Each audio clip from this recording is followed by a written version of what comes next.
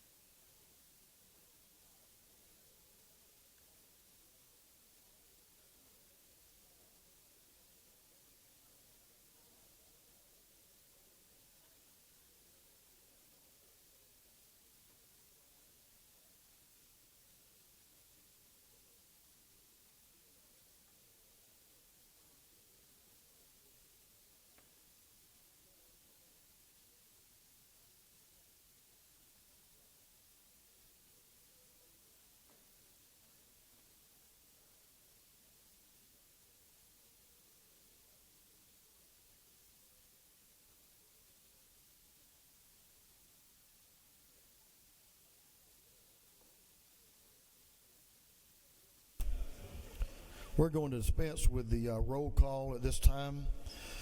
Our Rules Committee is still meeting, so members, I'll ask you all to come to the floor and take your seats. All members come to the floor and take your seats. Doorkeepers, will you please close the doors? Will you close those doors and keep them locked, please? And you can just keep them closed. As is our custom, we will begin our day with scripture reading and prayer by the chaplain, after which we will pledge allegiance to the flag of our country. I enjoyed meeting our chaplain this morning, and I'm sure you're going to enjoy his message today.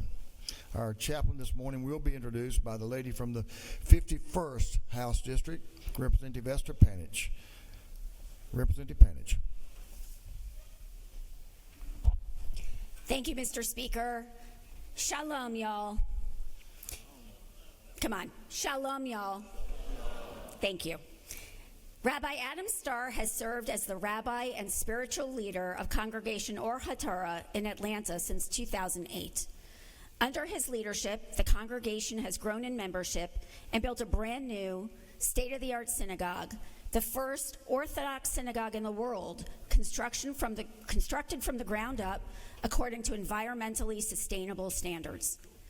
Rabbi Starr received his rabbinical ordination from the Rabbi Isaac Elchanan Theological Seminary at Yeshiva University in New York. He has served on the executive committee of the Rabbinical Council of America and is a past president of the Atlanta Rabbinical Association. While Rabbi Starr is not my congregational rabbi, he is a friend and a teacher. And he also was the one who put up the mezuzah on my office door post. A mezuzah is a parchment inscribed with Hebrew verses. Come by and visit, and I'll be happy to show you the mezuzah. Please welcome Rabbi Adam Starr.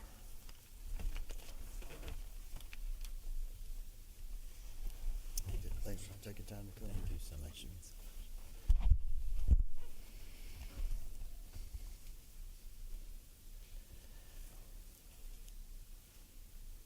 Shalom. Good morning, esteemed representatives. It is an honor to stand before you today as the chaplain of the day and to open this session with words of prayer and inspiration. Thank you to my dear friend, Representative Esther Panich, for this special honor and invitation. As you will soon hear, Esther's strong and courageous leadership carries on the legacy of her biblical namesake, Queen Esther. In just a couple weeks' time, Jewish people around the world will be reading the whole Megillah from the scroll of Esther and celebrating the joyous holiday we call Purim. The Purim story recalls a time when the Jewish people scattered throughout the Persian Empire faced an existential threat. Haman, the king's advisor, devised a genocidal plan to annihilate the Jewish people simply because they were different. He cast lots, or Purim, to determine the date of their destruction, believing that fate was on his side. But fate was not the deciding force. Courage was. Our heroine, Queen Esther, who had hidden her Jewish identity, was called upon to risk her own safety and life by outing herself as a Jew, to plead to her husband, King Ahasuerus, for her people's survival. She was initially hesitant, but her cousin Mordecai urged her with these powerful words that ring so true today. For if you remain silent and at this time, relief and deliverance will perish from the Jews from another. Relief and deliverance will arise for the Jews from another place, but you and your father's house will perish. And who knows if it was for such a time as this that you attained royalty. Upon hearing this, Esther spoke up with courage and moral clarity, thereby saving the Jewish people from genocidal annihilation. This verse reminds us that there are moments in history when silence is not an option, when injustice threatens the vulnerable, when evil seeks to destroy. We are called to act with moral courage.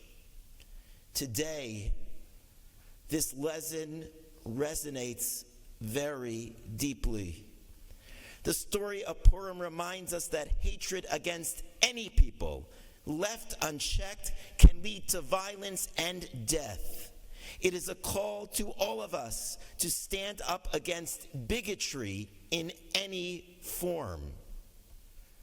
But today, I speak on behalf of my people and your Jewish constituents. We are not okay. We have been reeling since October 7th, 2023, with the brutal murders, rape, and abductions of our Israeli brethren by the blood-filled hands of Hamas.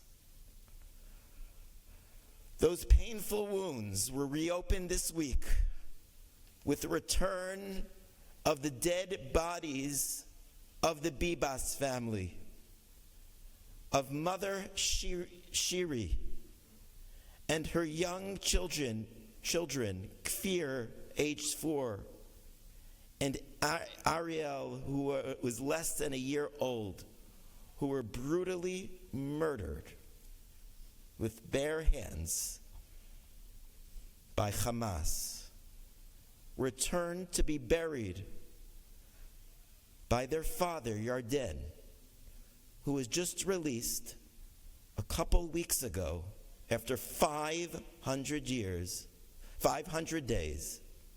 of being held hostage in Gaza. And there are still 59 innocent hostages who remain in captivity in Gaza, including American citizens, brutally torn from their families, enduring unimaginable anguish. We are also witnessing a frightening rise in anti-Semitism across the world, even here in Georgia, and especially across college campuses in this very country. We cannot be silent. Their plight is a painful reminder. Our plight is a painful reminder that hatred and violence still exist in our world. Like Esther, we must raise our voices on their behalf, and I implore you to let your Jewish constituents hear your voice in our time of pain. As the Georgia homegrown hero and prophetic voice of Dr. King taught the world, and I quote, "In the end, we will remember not the words of our enemies, but the silence of our friends." Your voice means so much to us, more than you can ever imagine. Please rise and let us pray.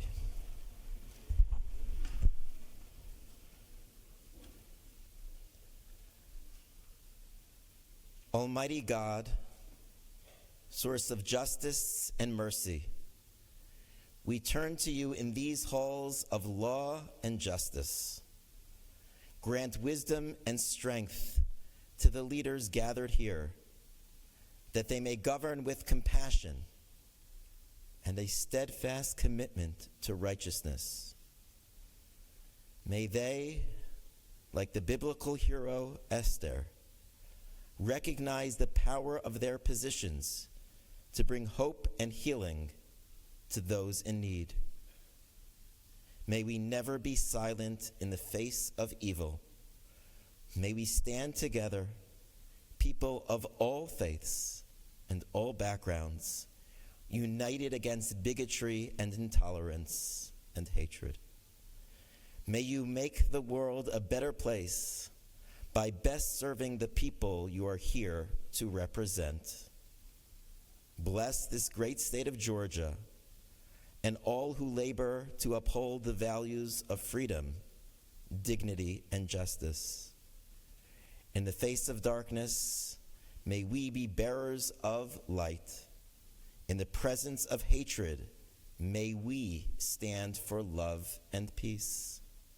And may we each recognize that, like Queen Esther, perhaps we have been placed in this place and position for such a time as this.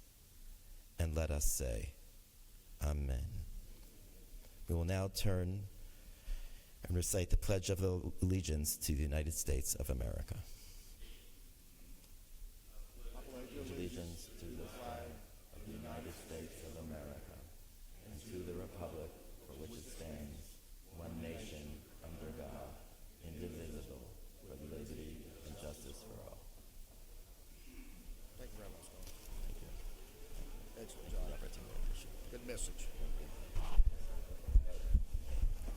Members, you can join Rabbi Starr in the South Annie room for a photo and greet him and thank him for being with us today. We appreciate your message, Rabbi. Doorkeepers, you may open the doors.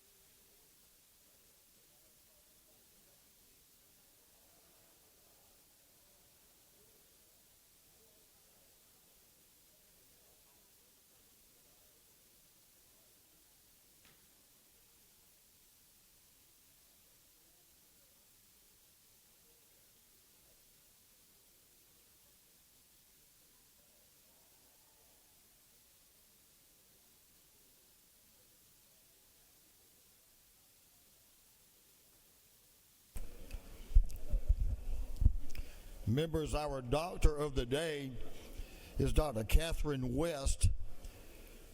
Dr. West was invited here today by Representative Lee Hawkins, Dr. Lee Hawkins as well. So we appreciate her service, and if you need her,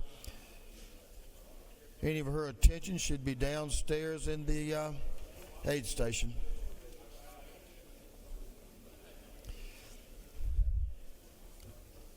Chair recognizes Chairman Hilton, the chair of the Committee on Information and Audits. Chairman Hilton.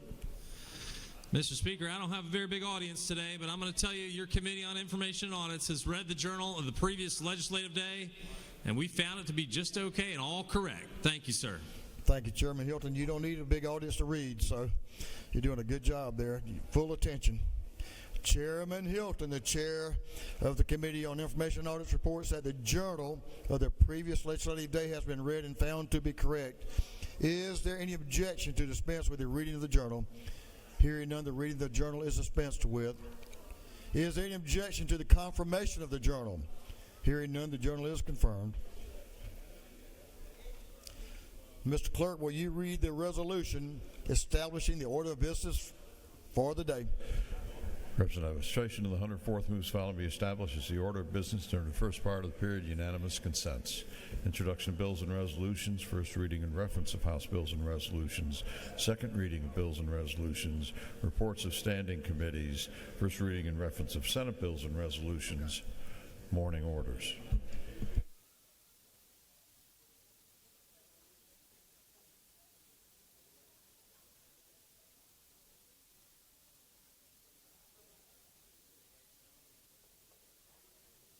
Is there any objection to adopting the resolution establishing the order of business for the day? Hearing none, the resolution is adopted.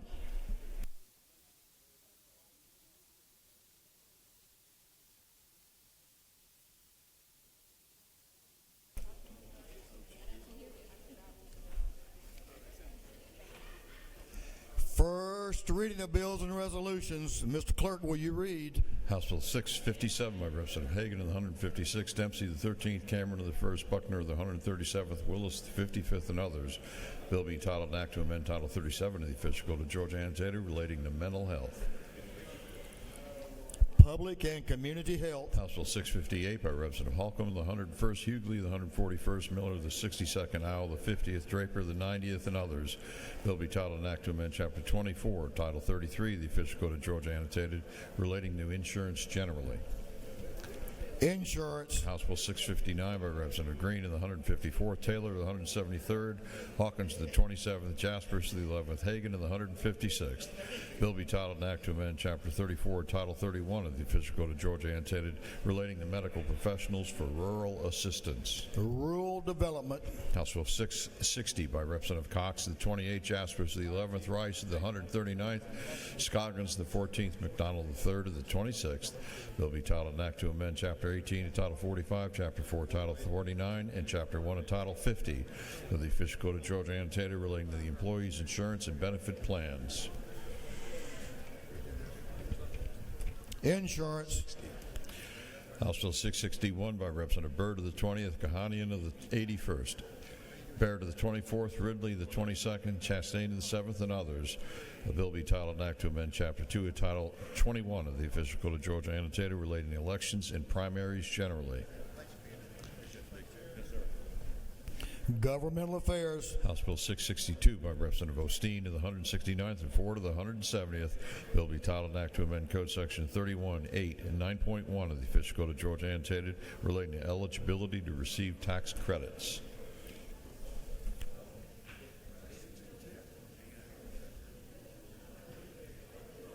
Health. House Bill 663 by Representative McCollum the 30th, Powell the 33rd. Bill be titled an act to amend Code Section 12, 9, 46 of the Official Code of Georgia Annotated relating to powers and duties of the Board of Natural Resources.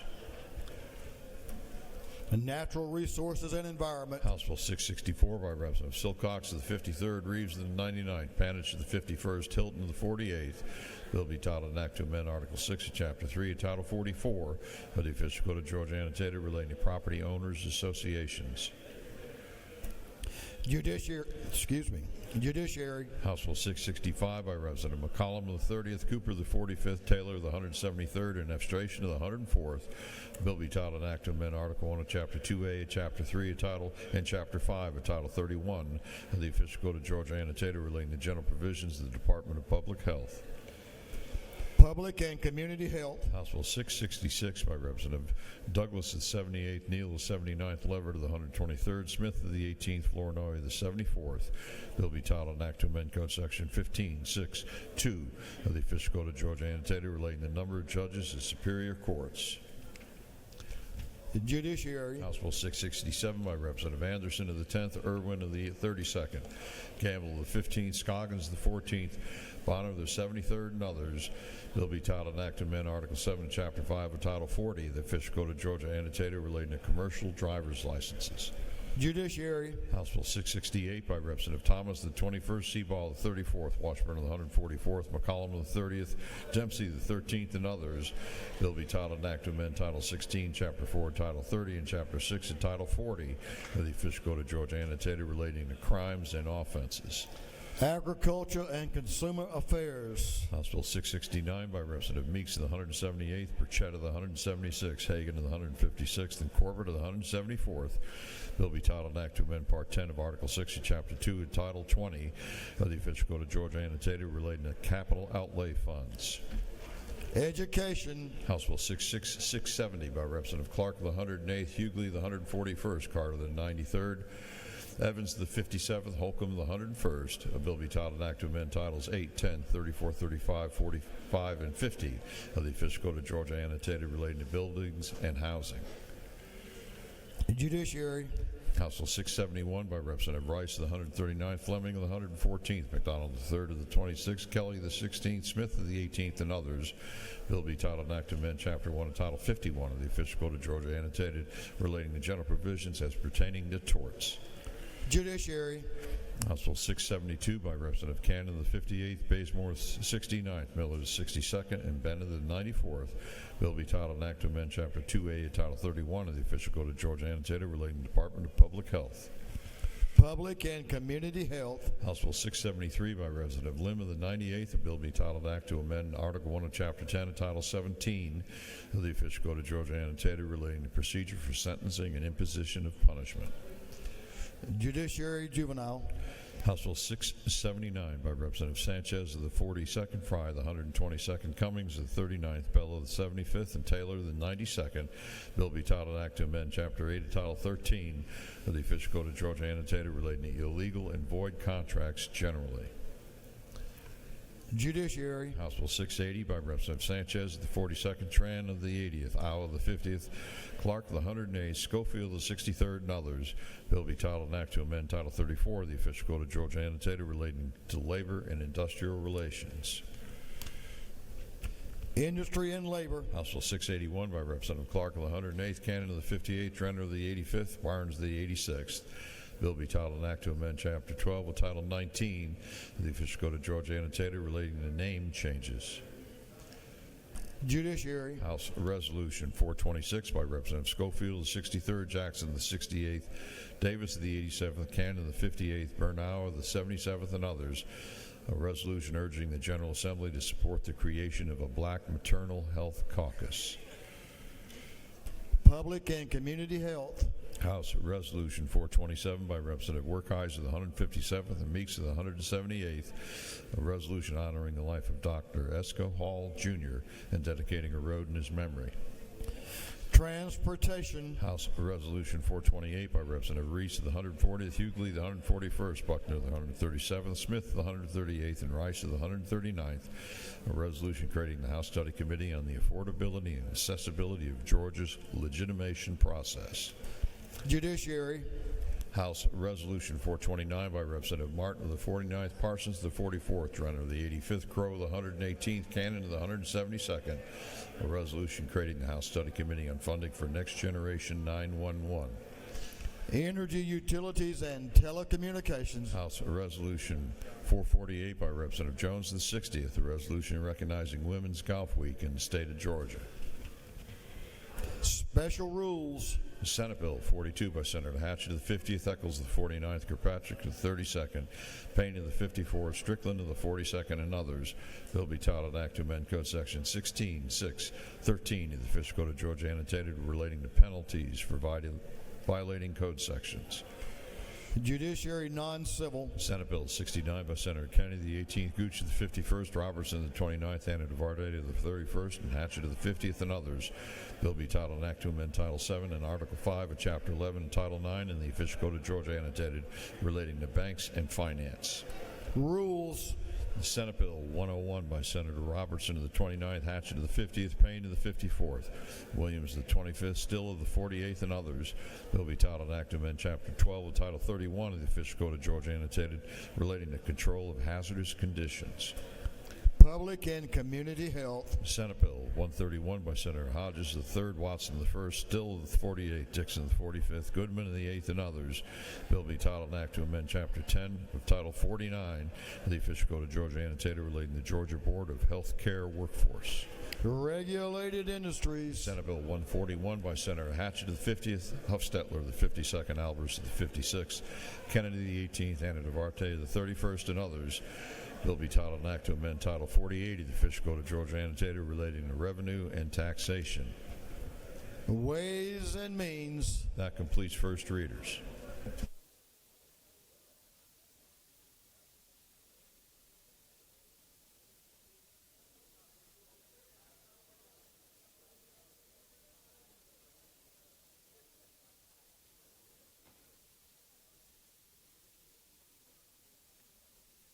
Second reading of bills and resolutions. The clerk will read.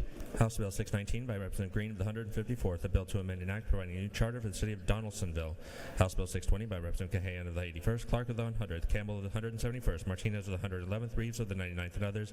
A bill relating to holidays and observances. House Bill 621 by Representative Baker of the 64th, Henderson of the 113th, Cummins of the 39th, Glaze of the 67th, McLean of the 109th, and others. A bill relating to general provisions regarding the Georgia Bureau of Investigation. House Bill 622 by Representative Corbett of the 174th, a bill to amend an act providing a new charter for the city of Hoboken. House Bill 623 by Representative Smith of the 18th, Huddleston of the 72nd, Howard of the 71st, a bill to authorize the assessment and collection of a technology fee by the probate court of Carroll County. House Bill 624 by Representative Smith of the 18th, Huddleston of the 72nd, Howard of the 71st, a bill to authorize the assessment and collection of a technology fee by the state court of Carroll County. House Bill 625 by Representative Silcox of the 53rd, Panich of the 51st, Lalaurie of the 59th, Schofield of the 63rd, Holland of the 54th, and others. A bill to amend an act creating the state court of Fulton County by consolidation of the existing civil and criminal court. House Bill 626 by Representative Lupton of the 83rd, Holcomb of the 101st, Mathiak of the 82nd, Dominic of the 29th, Lim of the 98th. The bill relating to preservation of evidence. House Bill 627 by Representative Persinger of the 119th, Cannon of the 172nd, Hitchens of the 161st, Smith of the 18th, Lumsden of the 12th, and others. A bill relating to courts. House Bill 628 by Representative Camp of the 135th, Crowe of the 118th, Lumsden of the 12th, Widower of the 121st. A bill relating to imposition rate, computation, exemptions, and credits for income taxes. House Bill 629 by Representative Hawkins of the 27th, Cooper of the 45th, Newton of the 127th, Green of the 154th, Mathiak of the 82nd. A bill relating to health. House Bill 630 by Representative Wiedauer of the 121st, Ridley of the 6th, Corbett of the 174th, Prince of the 132nd, Reeves of the 99th, and others. A bill relating to used motor vehicle and used motor vehicle parts dealers. House Bill 631 by Representative McQueen of the 61st, Herring of the 145th, Glaze of the 67th, Barry of the 56th, and Lallier of the 59th. A bill relating to salary schedules for professionals in elementary and secondary education. House Bill 632 by Representative Bonner of the 73rd, Jenkins of the 136th, Blackman of the 146th, Holcomb of the 101st, Williams of the 168th, and others. A bill relating to disabled veterans and blind persons engaging in peddling, operating business, or practicing professions. House Bill 633 by Representative Bazemore of the 69th, Lallier of the 59th, Roberts of the 52nd, Oliver of the 84th. A bill relating to elections and primaries. House Bill 634 by Representative Barrett of the 24th, Townsend of the 179th, Jones of the 25th, Jaspers of the 11th, Jones of the 47th, and others. A bill to amend the Georgia Special Needs Scholarship Act. House Bill 635 by Representative Wiedauer of the 121st, Fry of the 122nd, Reeves of the 99th, Persinger of the 119th, Franklin of the 160th, and others. A bill relating to residential and commercial general contractors. House Bill 636 by Representative McQueen of the 61st, Bell of the 75th, Barry of the 56th, Cannon of the 58th, Willis of the 55th. A bill relating to sexual offenses. House Bill 637 by Representative Cummings of the 39th, Cooper of the 45th, Wilkerson of the 38th, Smith of the 41st, and Campbell of the 35th. A bill to amend an act creating the Board of Commissioners for Cobb County. House Bill 638 by Representative Silcox of the 53rd, Holland of the 54th, Lallier of the 59th, Evans of the 57th, Jones of the 60th, and others. A bill relating to Metropolitan Atlanta Rapid Transit Authority. House Bill 639 by Representative Wiedauer of the 121st, Abstention of the 104th, Cox of the 28th, Gaines of the 120th, Jaspers of the 11th, and others. A bill relating to the Juvenile Code. House Bill 640 by Representative Martin of the 49th, Jones of the 47th, Jones of the 25th, Owl of the 50th, Hilton of the 48th. A bill to amend an act to amend, consolidate, recreate, revise, and supersede the several acts incorporating the city of Alpharetta. House Bill 641 by Representative Lim of the 98th, Mathiak of the 82nd, Werkheiser of the 157th, Renner of the 85th, Lupton of the 83rd, and others. A bill relating to electric services.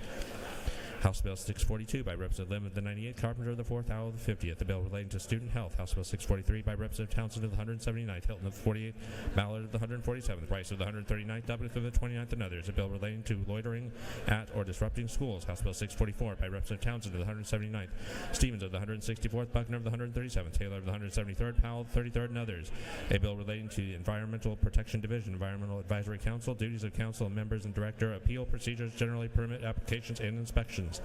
House Bill 645 by Representative LaHood of the 175th, Cooper of the 45th, Carpenter of the 4th, Corbett of the 174th, Williams of the 148th. The bill relating to regulation of hospitals and related institutions. House Bill 646 by Representative Stinson of the 150th, Wade of the 9th, Jackson of the 128th, Reese of the 140th, Herring of the 145th. The bill relating to coroners. House Bill 647 by Representative Donatucci of the 105th, Abstention of the 104th, McCollum of the 30th. The bill to amend an act to incorporate the city of Mulberry.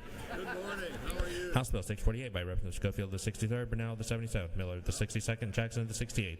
A bill to amend an act providing a homestead exemption from City of College Park ad valorem taxes for municipal purposes.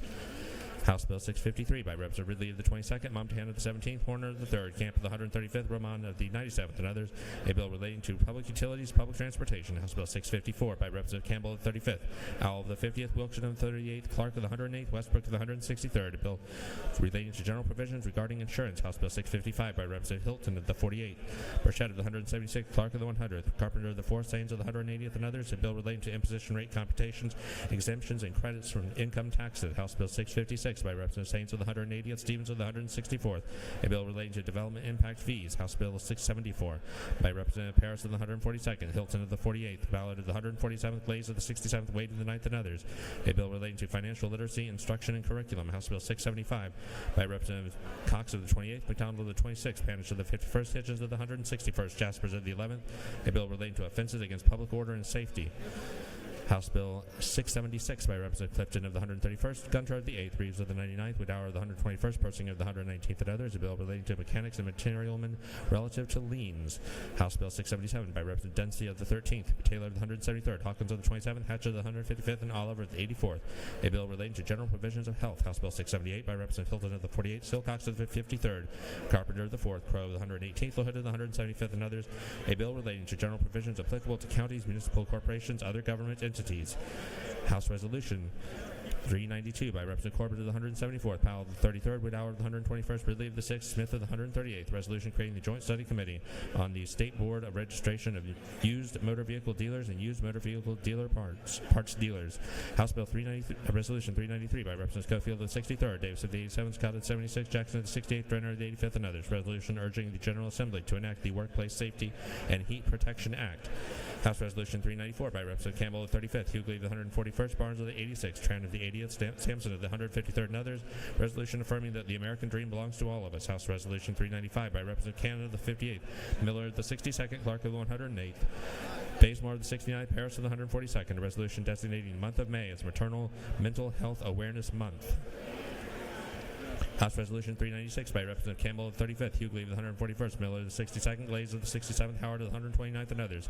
A resolution proposing an amendment to the Constitution so as to authorize the General Assembly to provide by law for the creation of Georgia's Children First Trust Fund. House Resolution 397 by Representative Cooper of the 45th, Silcox of the 53rd, Newton of the 127th, Howell of the 50th, Hawkins of the 27th. Resolution creating the House Study Committee on Healthcare Quality and Reporting. House Resolution 398 by Representative Ridley of the 22nd, Montana of the 17th, Horner of the 3rd, Camp of the 135th, Romont of the 97th. A resolution proposing an amendment to the Constitution to the state of Georgia so as to rename the Georgia Public Service Commission as the Georgia Public Utilities Commission. House Resolution 399 by Representative Santos of the 117th, Holly of the 116th, Clark of the 100th, Hawkins of the 27th, Cameron of the 1st, and others. Resolution creating the House Study Committee on One-Way Street Markings. House Resolution 400 by Representative Hefner of the 130th, Douglas of the 78th, Glaze of the 67th, Gamble of the 15th, Wade of the 9th. Resolution proposing an amendment to the Constitution to the state of Georgia so as to authorize the General Assembly to provide by law for a homestead exemption. Senate Bill 40 by Senator Hatchett of the 50th, Gooch of the 51st, Andavarty of the 31st, and Robertson of the 29th. A bill relating to secondary metals recyclers. Senate Bill 79 by Senator Goodman of the 8th, Strickland of the 42nd, Kennedy of the 18th, Tillery of the 19th, Gooch of the 51st, and others. A bill relating to crimes and offenses. Senate Bill 123 by Senator Kennedy of the 18th, Hickman of the 4th, Hatchett of the 50th, Gooch of the 51st, Robertson of the 29th, and others. A bill relating to compulsory attendance.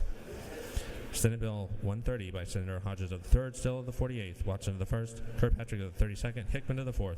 A bill relating to health. Through second readers.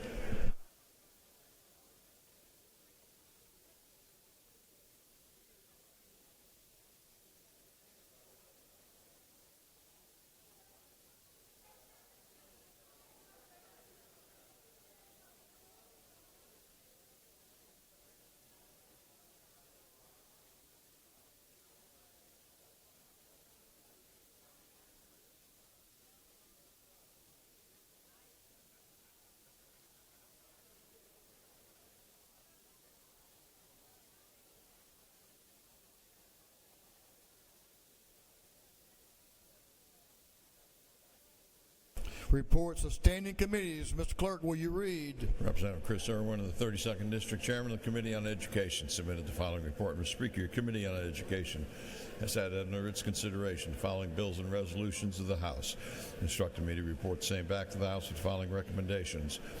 House Bill 175 do pass. House Resolution 145 do pass by substitute. House Bill 127 do pass. House Bill 371 do pass. House Bill 12 do pass by substitute. House Bill 335 do pass. House Bill 200 do pass by substitute. House Bill 235 do pass by substitute. House Bill 37 do pass by substitute. Respectfully submitted, Representative Chris Irwin of the 32nd District, Chairman. Representative Victor Anderson of the 10th District, Chairman of the Committee on Governmental Affairs, submitted the following report. Mr. Speaker, your Committee on Governmental Affairs has had under its consideration the following bills of the House, has instructed me to report the same back to the House with the following recommendations. House Bill 399 do pass by committee substitute. Respectfully submitted, Representative Victor Anderson of the 10th District, Chairman. Representative Hawkins, the 27th District Chairman of the Committee on Health, submitted the following report. Mr. Speaker, your Committee on Health has had under its consideration the following bills and resolutions to the House and instructed me to report same back to the House with the following recommendations. House Bill 473 do pass. House Bills 567 do pass by committee substitute. House Bill 522 do pass. House Bill 612 do pass. House Bill 571 do pass by substitute. House Resolution 72 do pass. Respectfully submitted, Representative Hawkins, the 27th District, Chairman. Representative Jesse Petrie of the 166th District, Chairman of the Committee on Human Relations and Aging, submitted the following report. Mr. Speaker, your Committee on Human Relations and Aging has had under its consideration the following bills of the House. Instruct me to report the same back to the House and following recommendations. House Bill 465 to pass by committee substitute. Respectfully submitted, Representative Jesse Petrie, the 166th District Chairman. Representative Gunner, the 8th District Chairman on Committee on Judiciary, submitted the following report. Mr. Speaker, your Committee on Judiciary has had under its consideration the following bills of the House and has instructed me to report the same back to the House and following recommendations. House Bill 179 to pass by committee substitute. House Bill 339 to pass by committee substitute. House Bill 482 to pass. House Bill 531 to pass by committee substitute. Respectfully submitted, Representative Gunner, the 8th District Chairman. Representative Clint Crow, the 118th District Chairman on Committee on Public Safety and Homeland Security, submitted the following report. Mr. Speaker, your Committee on Public Safety and Homeland Security has had under its consideration the following bill of the House. Has instructed me to report same back to the House with the following recommendations. House Bill 246 to pass by committee substitute. Respectfully submitted, Representative Clint Crow, the 118th District Chairman. Representative Rick Jaspers, the 11th District Chairman on Committee on Transportation, submitted the following report. Mr. Speaker, your Committee on Transportation has had under its consideration the following bills of the House. Has instructed me to report the same back to the House with the following recommendations. House Bill 224 do pass. House Bill 575 do pass by committee substitute. Respectfully submitted, Representative Rick Jaspers of the 11th District Chairman. That completes the reading of the reports of standing committees.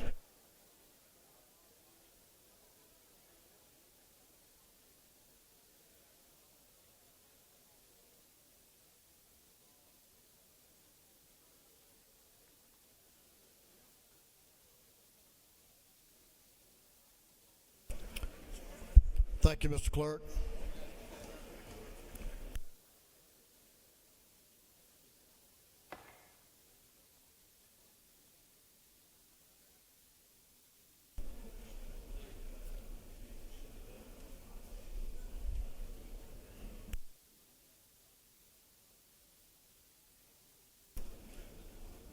It's been brought to my attention, members, by the clerk of this House, Chairman Parrish, how calm and collected this room was, how quiet, so orderly, until the Rules Committee came in. I'm not sure what that says about, it's all pent up, I guess, in your meeting. It comes unleashed when it comes down here. So we'll move on to our morning orders. Representative Carter is recognized. We're going to work on a 2-minute schedule here, everyone. Up to 2 minutes, then that's the end of the line. 2 minutes, I think you can do it in less than that. I don't see Representative Carter, so we'll move on to, oh, there she is, Representative Doreen Carter. Lady is recognized. Give the lady your attention, please. Okay. Good morning. And friends. Yeah, and the Chairman Powell's supposed to be down here with us. Well, good morning, everyone. We have some special guests here with us today.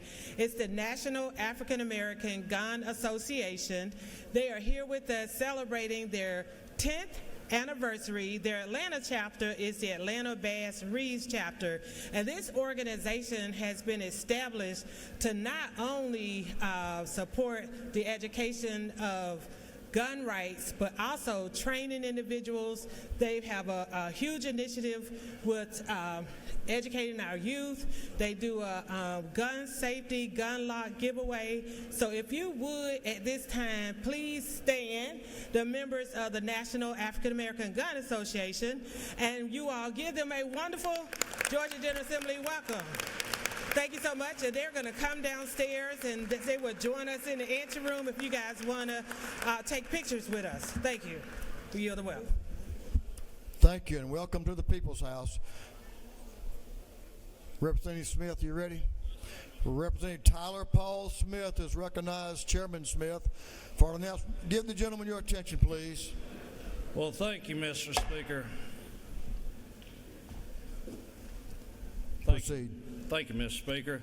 Today, I have the distinct honor and pleasure of welcoming the 1A Division I cheerleading state championship team, which just happens to be from my alma mater at Bremen High School. throughout the year, they just kept on winning and won when it really counted and brought one of many state championships, Mr. Speaker, that we are proud to say that our team at the Bremen cheerleading has brought home to our beloved hometown. So I think they were supposed to be here this morning. They may be over in the Senate, but if y'all would just help me give them a round of applause.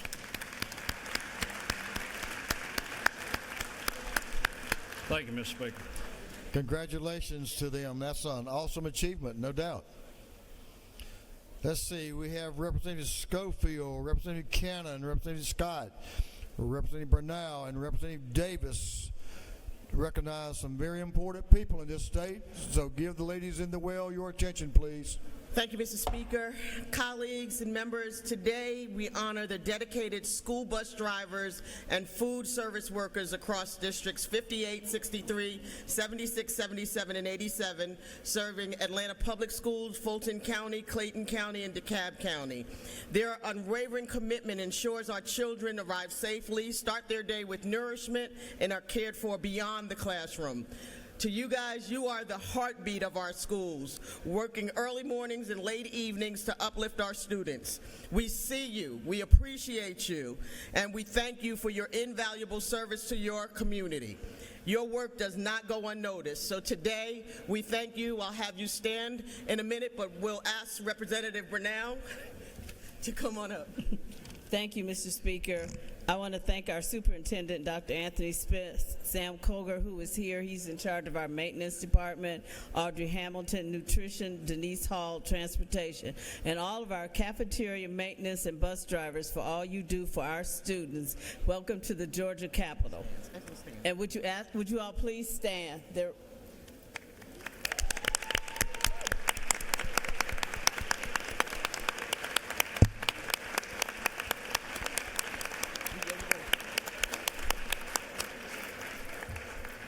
And Mr. Speaker, they brought some legislation for us too. Well, that's a good thing. Hey, thank y'all for being here. Thank you for what you do. Things wouldn't work without you, I can assure you of that. So thank y'all for y'all's hard work, and thanks for being here today. Glad to have you in the People's House.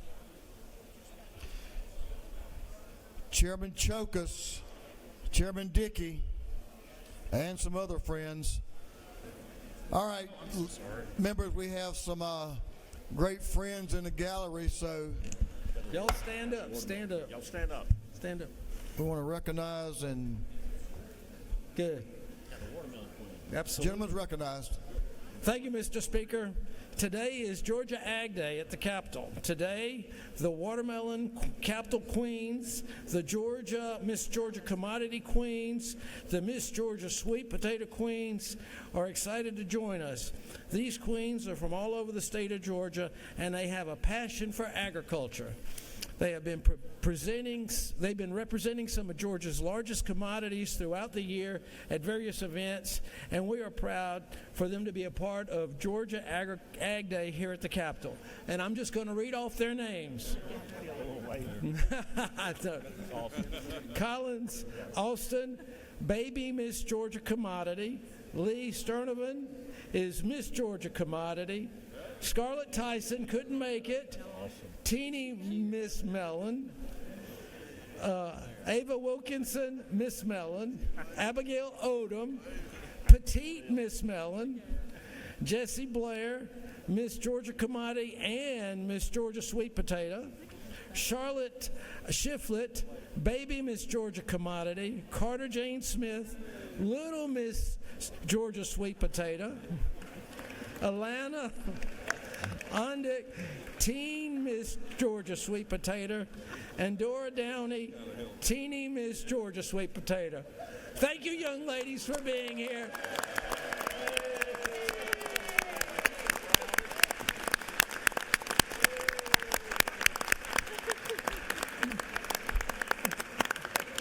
That's great. Good job, judges. Thank you, Mr. Speaker. We yield the well. Thank you, young ladies, for participating. Thank you, parents, for being here with them. They have the looks and they have the wave, I can tell you that, because they got that part down. They're going to do great. Thanks for being here. Thanks, Mr. Chairman and members, for recognizing these young ladies. Representative David Clark and Representative Mathis. Are y'all's folks here? Gentlemen are recognized. Thank you, Mr. Speaker. Today I want to congratulate the North Gwinnett High School Game Day Cheer Squad upon winning the 2024 state championship. This all-star team includes 9 seniors, 14 juniors, 2 sophomores, and 7 freshmen, all of whom have the heart of a champion and represent the Suwannee community with pride. Please help me welcome them to the gallery. Please stand, girls. We're proud of you.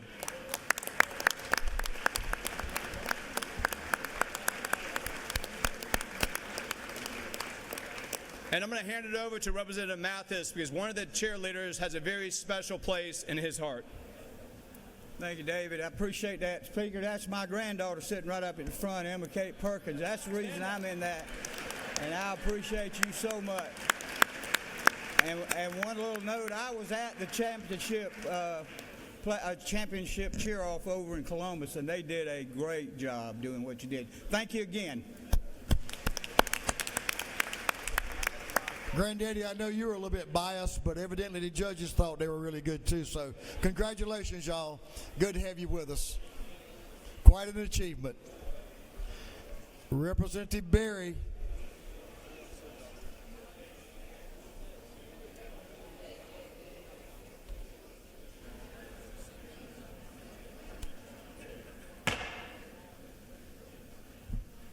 And friends. Thank you, Mr. Speaker. Flip my name for a Give the gentleman your attention, please.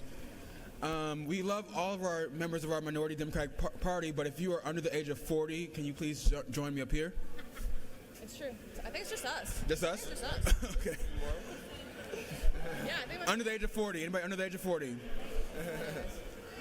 Thank you, Mr. Speaker. It is a great day, a special day for all of us up here because it is Young Democrats of Georgia Day here at the Capitol. Where are we at? Young Democrats are coming from across the state, advocating for gun safety, livable wages, and better schools. I was honored to lead this organization just 2 years ago, and now is ran by the impeccable leadership of President Devontae Jennings. Where's he at? Devontae Jennings right there from Clayton County. Yeah. We are here today to talk about several issues that relate to our state and moving our state forward, so we thank them for being in the People's House today. Thank you, Mr. Speaker.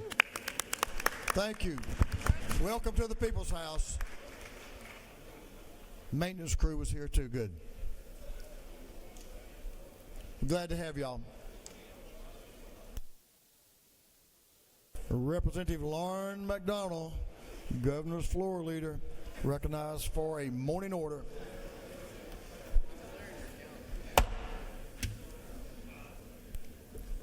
Thank you, Mr. Speaker. Ladies and gentlemen, I'm missing one here. Who are you looking for? Representative from Hall County. He's probably out on his shrimp boat somewhere. Anyway, today is EMS Day at the Capitol. I want to welcome all our frontline EMS professionals. Like a gentleman from Cobb County is here with me. He knows it very well because he lives it every day. These guys are our frontline guys and ladies that are out there throughout our state, urban and rural, providing good professional EMS services in our communities. It's 49 years they've been providing frontline EMS care to our citizens. And March 2nd, this Sunday, is officially EMS Day in Georgia. I would also want to thank our EMS Association. Gentlemen, if y'all would stand up there. Chad Black, he's one of our big leaders that helped get us Grady, that is here every day to provide a service to not only us as members, but the people that attend the People's House each and every day. But I want to thank our EMS professionals that provide this service throughout our state. Thank you. Great work. Some good EMS professionals right here in this body as well. Thank you for what you all do, and welcome to the People's House.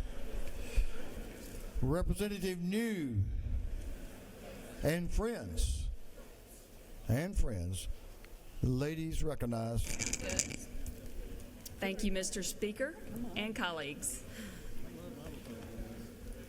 Please join me in welcoming the Georgia Federation of Republican Women in the gallery today. Started in 1957 with the first club in Augusta, we now have over 1,000 members in the state and over 65,000 strong across the country. Last election cycle, our ladies made over 1.4 million calls, over 14 million volunteer hours. The GFRW is educating, engaging, and empowering women to be part of the political process. Welcome them to the People's House. Please stand if you're in the gallery.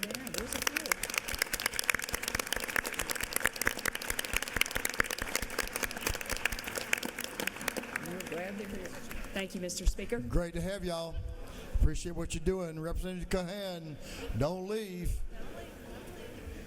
The lady's recognized for a morning order.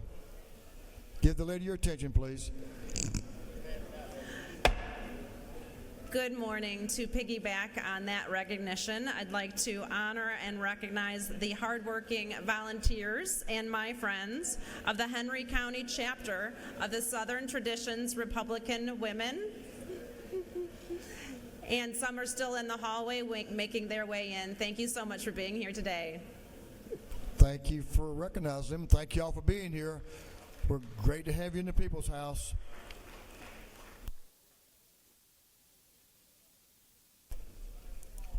Majority Leader F. Strachan is recognized, and I think some folks are going to join you. Members, this is an important one that we're going to give thanks to a person who has served this House, and leader's going to give us some information on that service and some thanks. So members, if you'll give the Mr. Leader, you're recognized. Thank you, Mr. Speaker. Well, this is really a bittersweet day for my office, the representatives who are standing here with me, and the entire House of Representatives. Today is the day of retirement for Mrs. Talmadge James, who has served this chamber and the state of Georgia honorably for 25 years. She has worked as an administrative assistant in my office, and thank you, members, for joining me up here.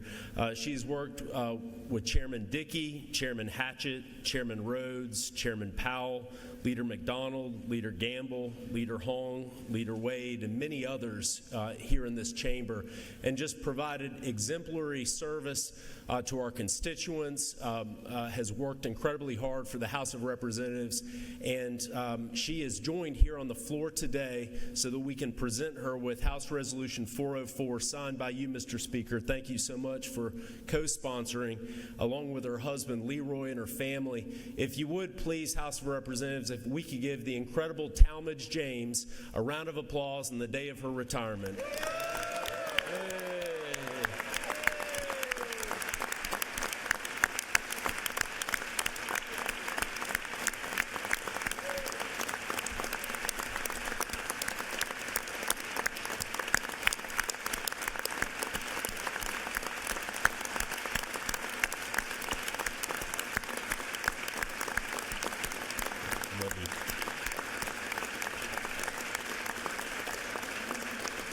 Talmadge, you mean so much to all of us. Congratulations and best wishes in your retirement.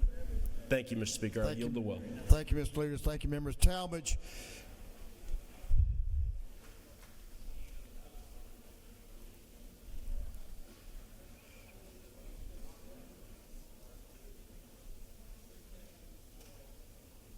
Talmadge, can you do a favor for me?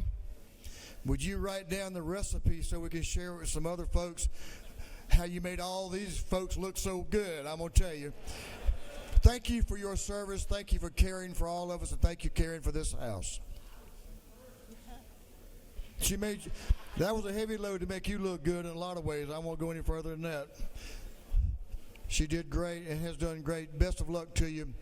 And thank you, family, for allowing her to serve. That completes our morning orders. Thank you, members.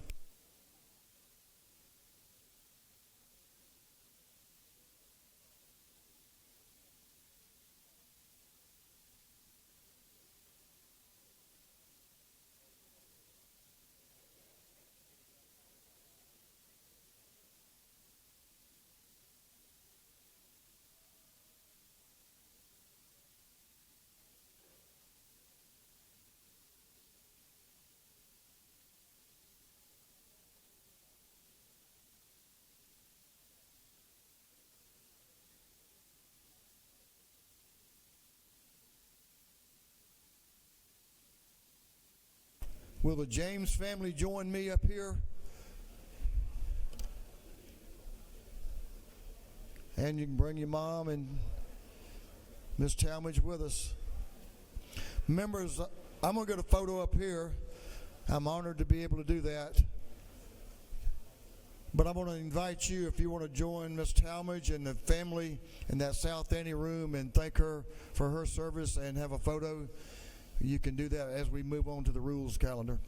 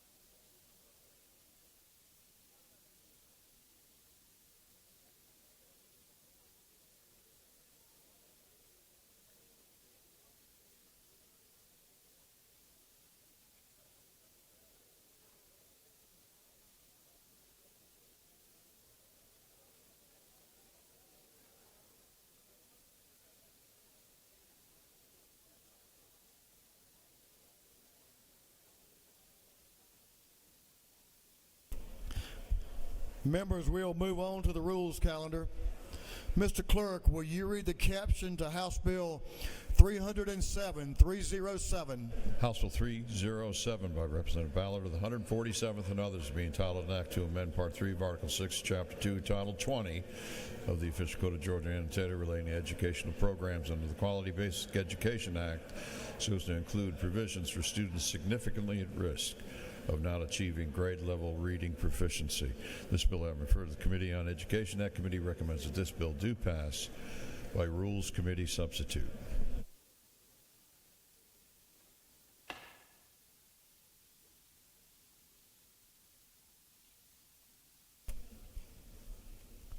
I want you to give the lady that's going to be in the well your attention. The lady from Warner Robins knows a little bit about this subject matter.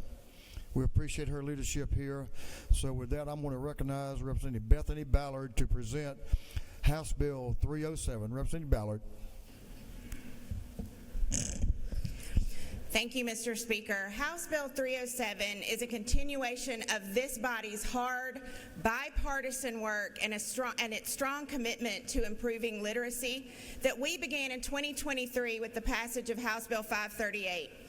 We are continuing to head in the right direction, but more work is needed to ensure that our children and all our children read proficiently. This bill removes outdated language regarding programs that do not align with our new science of reading standards, defines characteristics of dyslexia, and creates the structure and composition of the Literacy Coach Coordination Committee to ensure our state's literacy coaches get quality and uniform training. That's the bill, Mr. Speaker, and I will stand for any questions.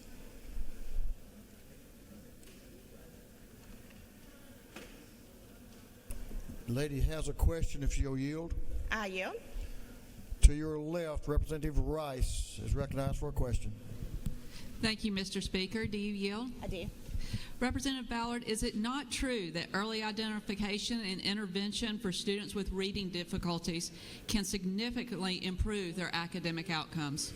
Absolutely. When we identify these children in kindergarten or first grade, they might need this much help to get on grade level. When we wait till third or fourth grade, they need this much. So it's imperative we identify them early.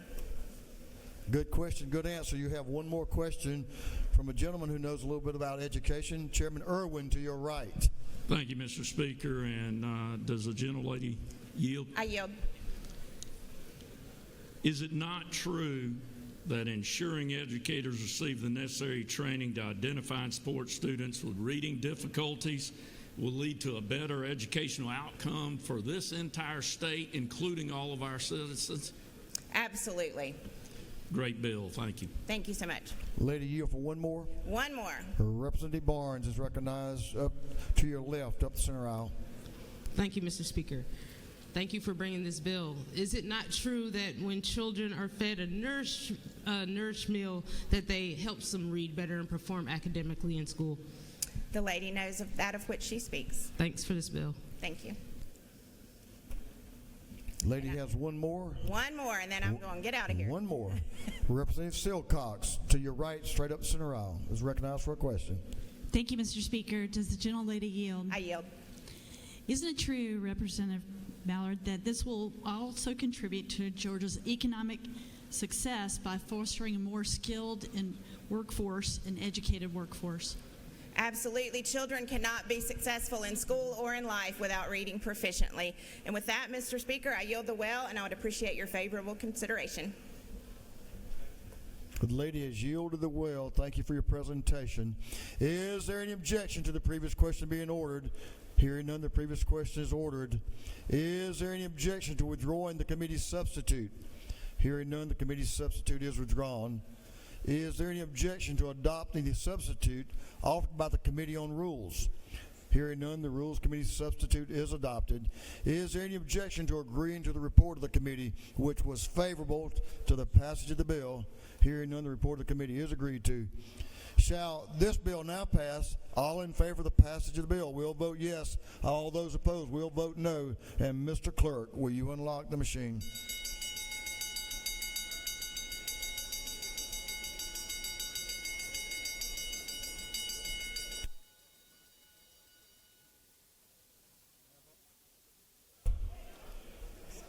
Have all members voted? For what purpose does Chairman Hilton rise? Parliamentary inquiry. State your inquiry. Mr. Speaker, is it not true that under your leadership, Chairman Irwin and Representative Ballard, we have taken significant strides in literacy, and House Bill 307 is yet another step toward making movement to make sure that every child in our state reads as they should? Is that not true? I think the gentleman knows of what he speaks. It's a team effort. This House is behind literacy, and I think the vote on the board clearly demonstrates the quality of this bill and the dedication of this House to literacy in our state. Have all members voted? If so, Mr. Clerk, will you lock the machine? On the passage of House Bill 307, the yeas are 166, the nays are 0. This bill, having received the requisite constitutional majority, is therefore passed. Mr. Clerk, will you read the caption of House Bill 423, 423? House Bill 423 by Representative Wade of the 9th and others, to be entitled an act to amend Article 12 of Chapter 3 of Title 38 and Part 4 of Article 2 of Chapter 5 of Title 46 of the Official Code of Georgia annotated relating to Emergency Communications Authority and an emergency telephone number 911 system. This bill having referred to the Committee on Public Safety and Homeland Security. That committee recommends that this bill do pass. Governor's Floor Leader, Representative Will Wade, is recognized to present the bill. Representative Wade. Thank you, Mr. Speaker. Colleagues, I rise today to request your favorable support of House Bill 423. This is what is deemed the Next Gen 911 bill. This is a bill that came out of a study committee that was going to help improve public safety and our overall 56-year-old system when 911 was originally introduced in our state. And while some of our communities, very few of them, are currently utilizing this technology to help improve and be in a 21st century service level for our citizens, whether it be folks in rural Georgia, suburban Georgia, or in our urban centers. All across our state, we see a great need to utilize current technology. This current bill will amend the purpose and duties and responsibilities of our agency, GEMA Homeland Security, to include procuring, implementing, and overseeing the Next Gen 911 service. It will amend the responsibilities of our executive director and representation from information technology, cybersecurity, geographic information systems, commonly known as GIS, and also to the GECA Board of Directors. This is going to be critical to help maintain better public safety service delivery, and help lives of all Georgians all across this state. With that, Mr. Speaker, I would be happy to answer any questions. And again, I ask for your favorable consideration for this very important agency legislation. Thank you, Representative Wade. You do have several questions. Okay. Representative Hefner to your left, about midway's back. Ladies recognized. Thank you, Mr. Speaker. Does the gentleman yield? I certainly do. Sir, thank you so much for bringing this bill. This particular type of legislation would have offered much needed support during the time of Hurricane Helene, when in the Augusta area we had a complete blackout. There was no landlines and no cellular lines. Our GEMA and FEMA all had problems communicating with the police and the fire department. So this bill circumvents the current system and helps us to have a more adequate process online. Is that correct? That is correct. You know what you speak. Yes, ma'am. Thank you so much, sir, for bringing this bill. Thank you. The gentleman yield for another question. I'll yield for one more question, sir. Representative New is recognized for a question to your right. Thank you, Mr. Speaker. Does the gentleman yield? Oh, yes, I do. Is it not true that this bill will modernize Georgia's emergency response system by implementing Next Generation 911 and ensuring faster, more efficient, and accurate emergency responses? The gentlelady knows exactly what she speaks. Yes, ma'am. Thank you for this bill. Thank you. All right. If there are no further questions, Mr. Speaker, I look for your favorable consideration. You have a couple other questions. That's your choice. I'll one more. I'll take a question from Representative Sanchez. Gentleman's recognized to your right.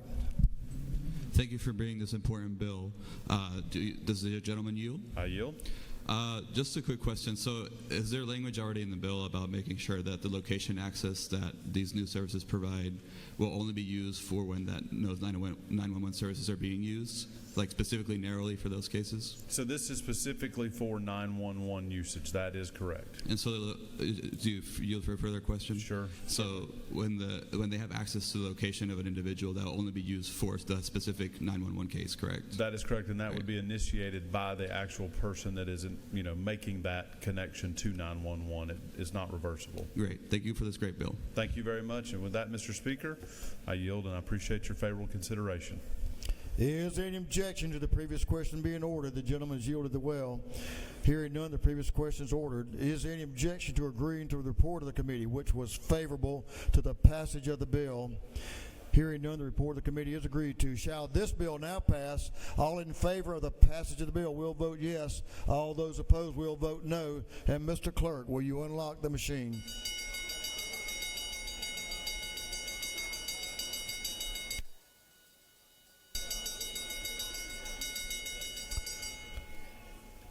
Have all members voted?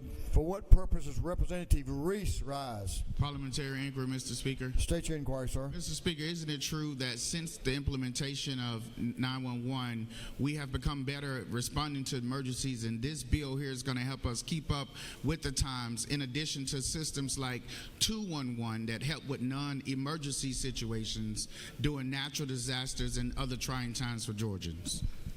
I can totally agree with the gentleman. He knows of what he speaks. Thank you for the question. Have all members now voted? All members voted? If so, the clerk will lock the machine. On the passage of House Bill 423, then the yeas are 163, the nays are 0. This bill, having received the requisite constitutional majority, is therefore passed.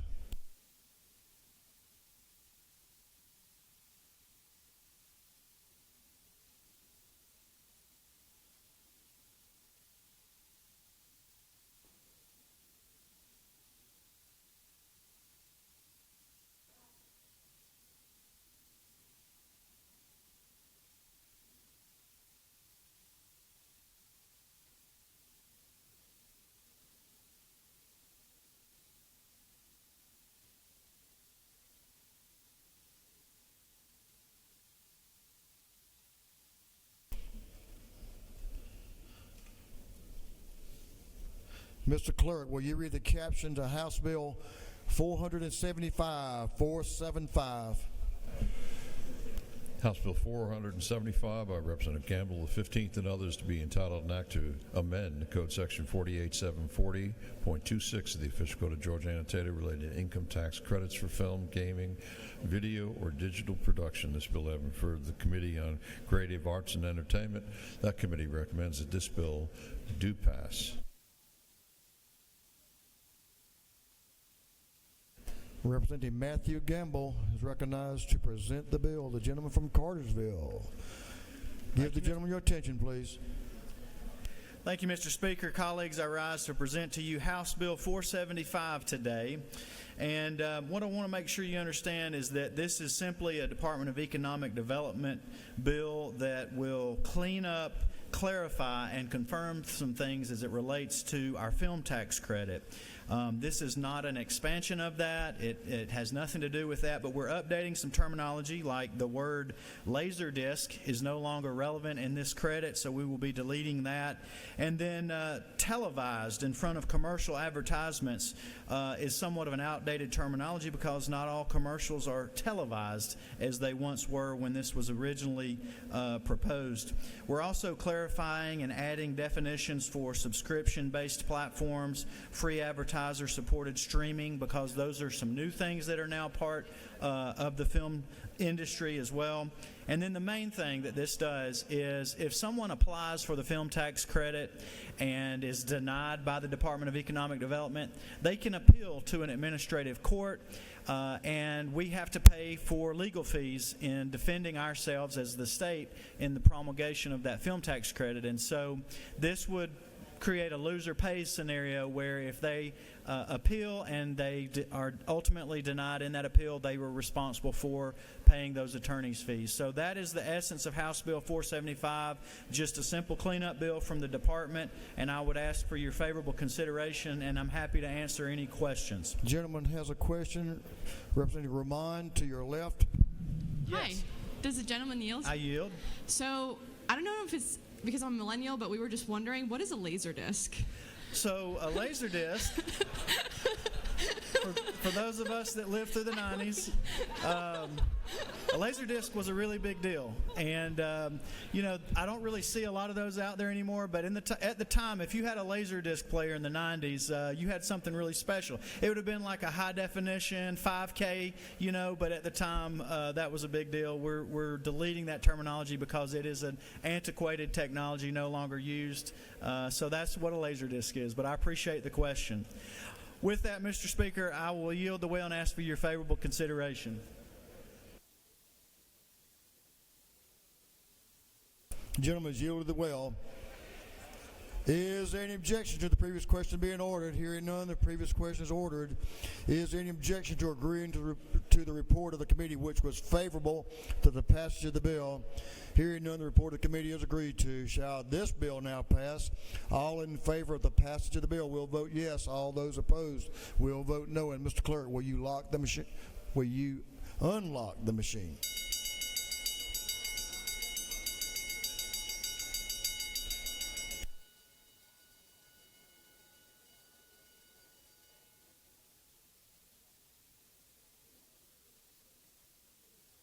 Have all members voted? All members voted.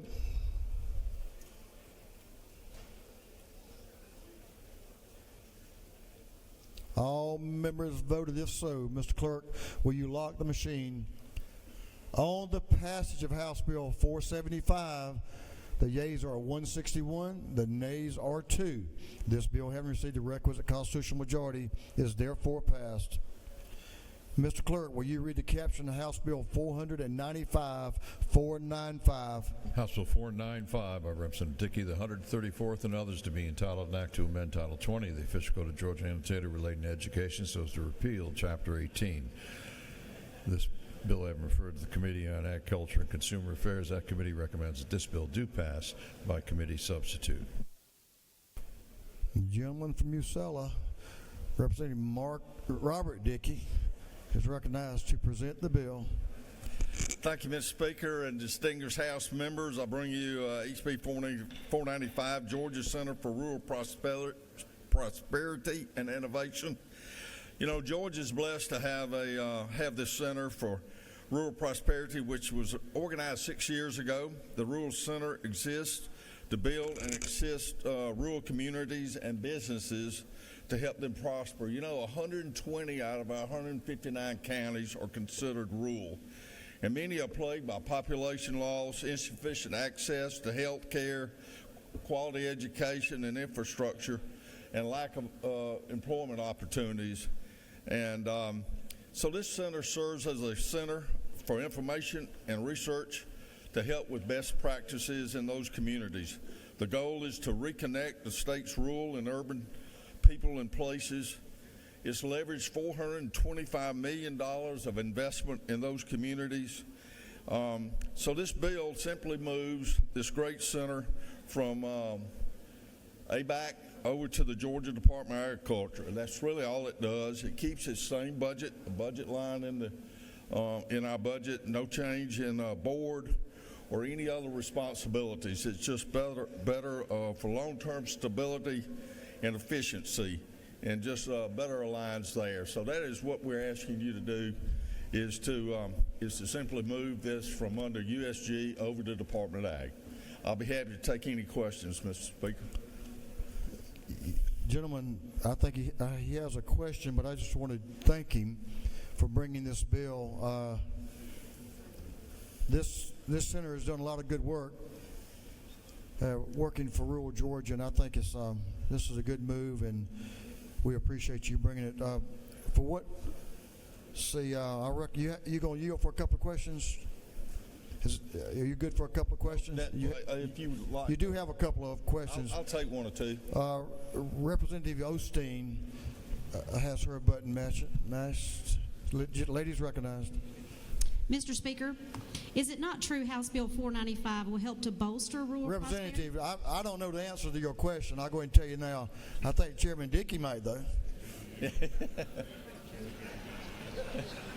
I yield. Go. Chairman Dickey, is it not true House Bill 495 will help to bolster rural prosperity across the state? It's absolutely true. Thank you for that. I knew the answer to that one. I was take making one sure. more if there's one more, Mr. You got one. You'll take one more. I'll take one more. Representative Joe Campbell is recognized to. There he is, right to your right. I'm sorry, I was looking further back. Representative Campbell, gentleman's recognized. Thank you, Mr. Speaker. Does the gentleman yield? I do. Is it not true that transferring the Center for Rural Prosperity and Innovation to the Department of Ag will allow for better coordination of resources and expertise to support Georgia's rural communities? Yes, sir. With that, Mr. Speaker, it reminds me of a quote by a great philosopher, Thomas Carlyle. It says, "The main business is not to see what lies dimly in the distance, but to do what clearly is at hand." So I ask you members to pass this bill this morning, vote affirmative, and thank you for your consideration. Great bill, great student you are, and a great philosopher Carlyle was, no doubt about that. Is there any objection to the previous question being ordered? Hearing none, the previous question is ordered. Is there any objection to adopting the committee's substitute? Hearing none, the committee's substitute is adopted. Is there any objection to agreeing to the report of the committee, which was favorable to the passage of the bill? Hearing none, the report of the committee is agreed to. Shall this bill now pass? All in favor of the passage of the bill will vote yes. All those opposed will vote no. And Mr. Clerk, will you unlock the machine?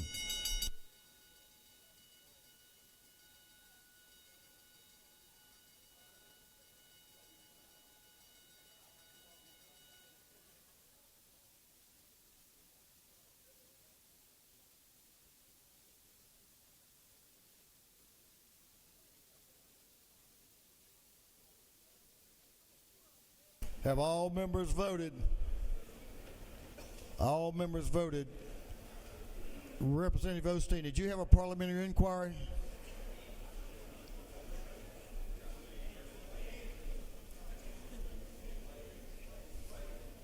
Did you have an inquiry?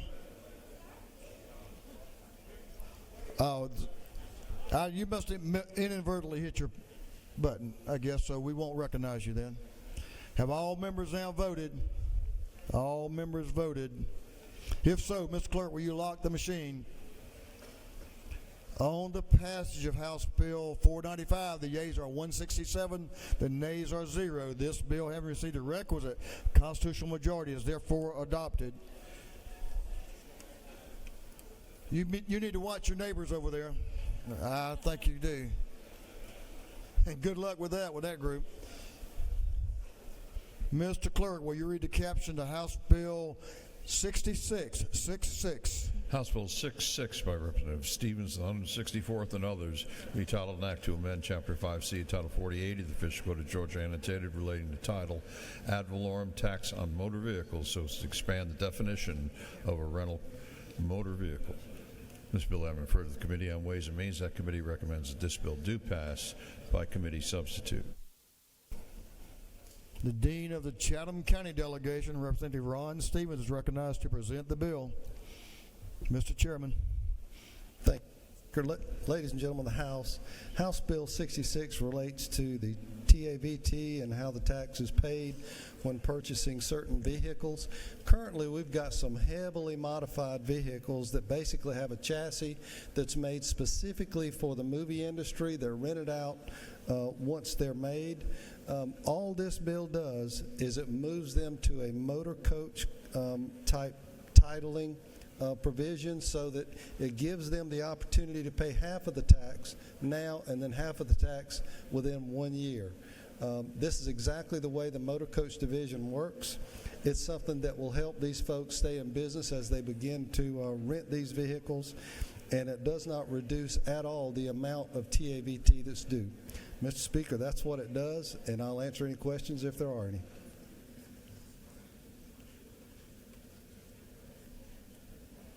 Gentleman has no questions. You the will. Thank you. Thank you, Mr. Chairman. Is there any objection to the previous question being ordered?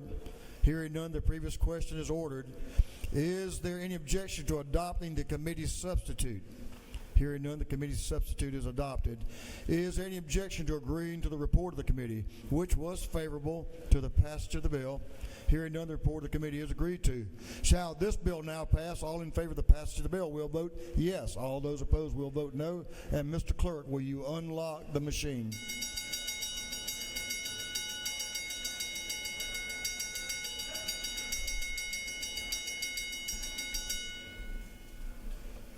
Have all members voted? All members voted. If so, Mr. Clerk, will you lock the machine? On the passage of House Bill 66, the yeas are 164, the nays are 2. This bill, having received the requisite constitutional majority, is therefore passed. Mr. Clerk, will you read the caption to House Bill 377-377?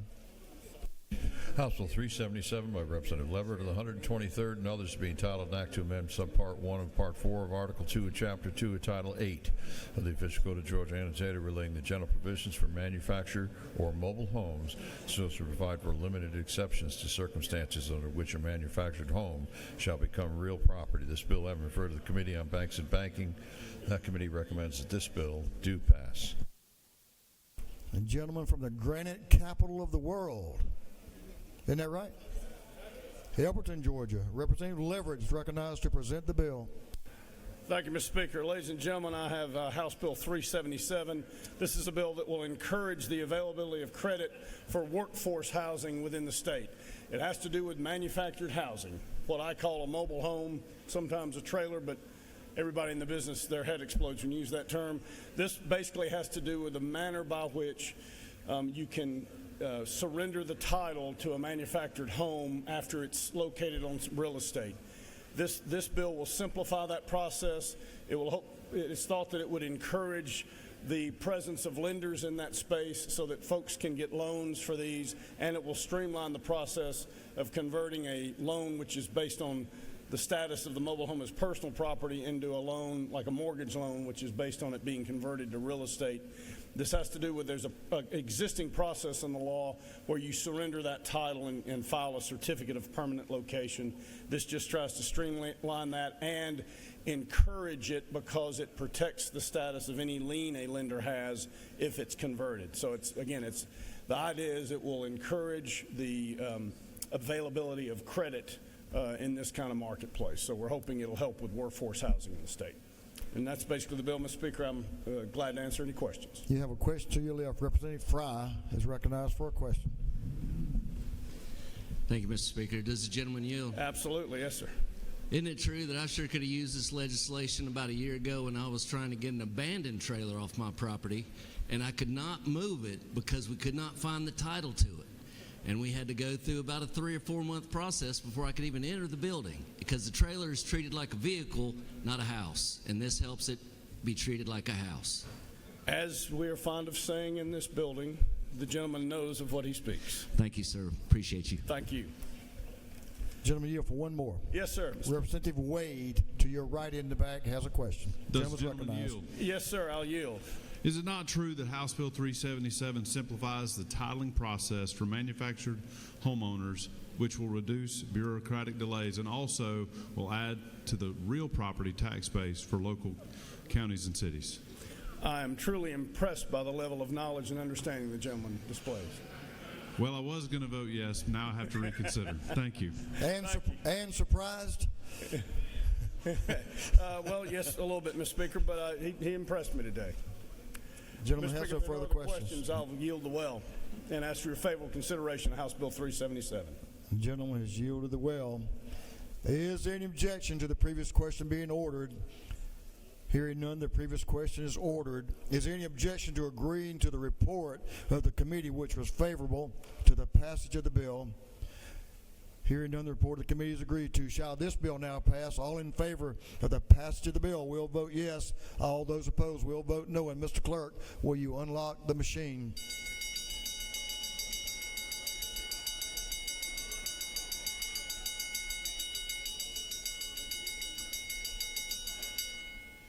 Have all members voted? For what purpose is Representative Hefner rise?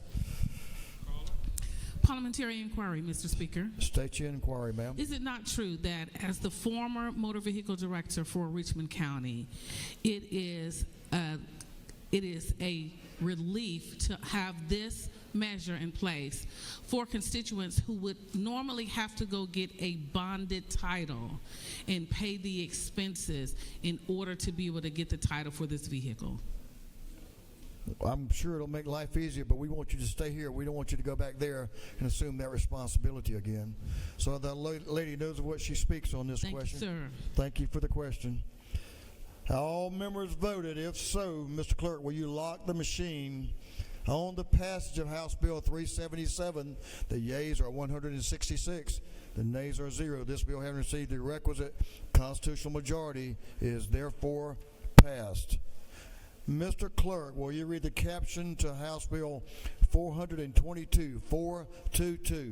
House Bill 422 by Representative McCollum of the 30th and others to be titled an act to amend Chapter 18 Title 45 of the Official Code of Georgia Annotated relating to employees' insurance and benefit plans so as to require the state's employees' health insurance benefit plans include high deductible health plans. This bill having referred to the Committee on Insurance, that committee recommends that this bill do pass.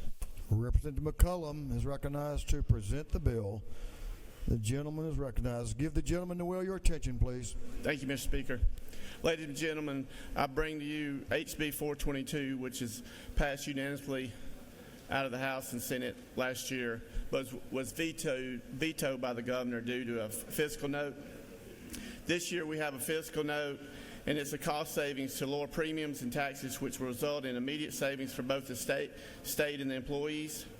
It lets the employees have the ability to pre-tax contributions to a high deductible savings account if they have a high deductible insurance plan. At this time, I will consider your favorable consideration. Thank you. At least I didn't amend my amendment this year. You're getting better, and me too. I mean, we both a work in progress. I can tell you that. Thank you, Mr. Speaker. Gentlemen, I appreciate the help. Gentlemen, yield for a question. I'll yield for a question. Thank you. Representative Noel Williams to your right, way to your right, has a question. Gentleman's recognized. Representative, do you yield for a question? I do. Thank you. Is it not true by offering these health savings accounts through payroll deduction that it is going to enable the state employees to purchase their health savings account through pre-tax dollars, therefore saving them money in the long run? Is that not true, sir? It is true. Thank you for bringing this bill. Thank you. Representative McCullum, you have no further questions. I yield the well. The gentleman has yielded the well. Good job. Is there any objection to the previous question being ordered? Hearing none, the previous question is ordered. Is there any objection to agreeing to the report of the committee, which was favorable to the passage of the bill? Hearing none, the report of the committee is agreed to. Shall this bill now pass? All in favor of the passage of the bill will vote yes. All those opposed will vote no. Mr. Clerk, will you unlock the machine?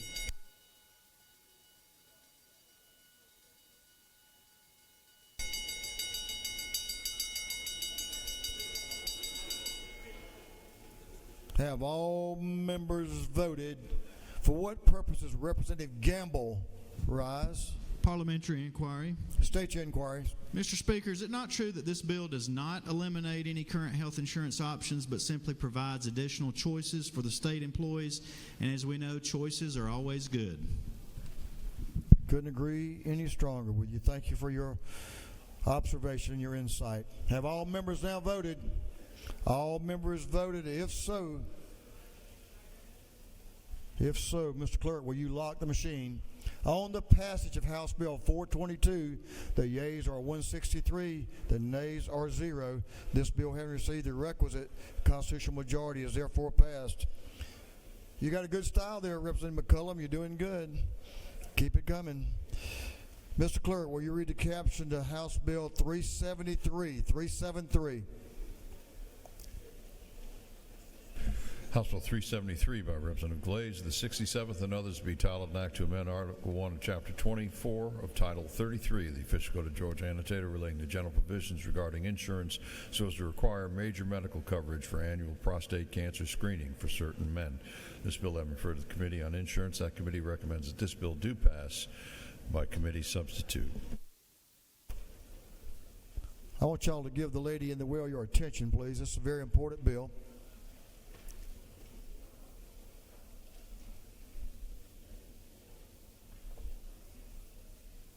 Representative Glaze is recognized to present the bill. Give the lady your attention. Thank you, Mr. Speaker. My dear colleagues, I rise before you respectfully to ask for your favorable consideration for House Bill 373. This is a requirement for major medical insurance coverage for the annual prostate cancer screenings for men of high risk. And the reason we need this is because the men in Georgia will have 11,000 new cases of prostate cancer this year. Over 1,100 of our brothers will die in this state. This bill will help to improve early detection, treatment of prostate cancer, and ultimately save the lives and reduce the financial and emotional burdens on the families who suffer the loss of their loved ones through prostate cancer. This bill has strong support from medical professionals, patient advocacy groups, and concerned citizens who recognize the importance and the access to preventative health care. I thank you and open for questions. The lady will yield for a couple of questions. Representative Reeves, to your right, is recognized for a question. Thank you, Mr. Speaker. Would the gentlelady yield for a question? Yes, sir. Representative Glaze, is it true the House Insurance Committee studied your bill and approved it overwhelmingly, and that an ounce of prevention is worth a pound of cure when it comes to prostate cancer? I agree with you wholeheartedly, and thank you. Lady yield for another question. Yes, sir. Representative Prince, Chairman Prince, to your left, has a question. Gentleman's recognized. Will the lady yield? Yes, sir. Isn't it true that prostate cancer amongst men are the most commonly diagnosed? If done early, we can possibly cure that person? You are correct, and thank you. Thank you for the bill. Representative Henderson is recognized for a question to your left. Thank you, Mr. Speaker. Will the gentlelady yield? Yes, ma'am. Isn't it true that prostate cancer is a leading cause of death for men in Georgia? Yes, ma'am. And if detected early, men would be able to see sunshine and live a cancer-free life. Thank you for bringing this bill. Thank you. Representative Yasmin Neal has a question to your left. Does the lady yield? Yes, ma'am. Is it not true that this is your first bill? Yes, it is. Is it also not true that you are doing this bill in honor of a former member of this House who passed away, Tish Nagisi? That is correct. Thank you. What a fine lady she was, too, and a great representative. Thought a lot of Miss Tish. Representative Tish was a good friend. We have a couple more questions if the lady will yield. I do yield. Representative Holly is recognized for a question to your left. Did the gentlelady yield? Yes, sir. Is it not true that your taking of this matter and putting it before the public, you not only speak for the multitudes of African American men who may be affected by this, but also the families that love them, that would hope that our state do more to allow for them to be able to be seen and heard for the early detection? Thank you, sir. This bill will help all men in Georgia, and we're grateful if we can pass that today. We are grateful for you. Representative Hagan to your right has a question. Thank you, Mr. Speaker. Do you yield? Yes, ma'am. Thank you. We have had many conversations, so I know that you are a very compassionate woman and do care greatly for other people. And isn't it true that my father successfully battled prostate cancer a few years ago, and it was that early detection that helped him to get in front of it and successfully complete his treatments? And isn't it true that I greatly appreciate your work here to help other people and make sure they get the care that they need? Thank you so much for sharing your story of success, and we hope that there'll be many more as a result of this bill. Lady, yield for another question. Representative Paris is recognized for a question. Thank you, Mr. To Speaker. your right, yes. Thank you, sir. Does the gentlelady yield? Yes, ma'am. Is it not true that the risk of prostate cancer increases with age, and that with early detection we can get the numbers down of deaths and make sure that people live a longer, healthier life? That is correct. Thank you. I want to thank you so much for this bill and your dutiful work on it, and thank you. Representative Gabe Okoye is to your left, is recognized for a question. Does the gentlelady yield? Yes, sir. Is it not true that though this is your first bill, you sound like a veteran down there? I don't know about that, but thank you for the compliment. Let's get one from the medical profession. Representative Dr. Newton to your right is recognized for a question. Thank you, Mr. Speaker. Will the gentlelady yield? Yes, sir, Dr. Newton. Isn't it true that we had an opportunity to work together on this and perfect this bill, and that in doing so you're making it possible for a disease that might involve very invasive and difficult treatments to be caught so much earlier that it can be very benign, and the medical profession can do what we need to do, which is care for all of us? Well, I want to say thank you to you, Dr. Newton, for your work inside of this bill and your support. And this bill hopefully will go forth and take care of the lives of many men in this state. Again, thank you for your collaboration and partnership. Thank you for your work. You're doing such a great job. I want to recognize one more if you'll let me do it. Yes, sir. Representative Griffin is recognized for a question to your right. Would a gentlelady yield? Yes, sir. Is it not true at age 45 I started having yearly prostate cancer tests? I hope that is true, and I hope many more men will start around 40.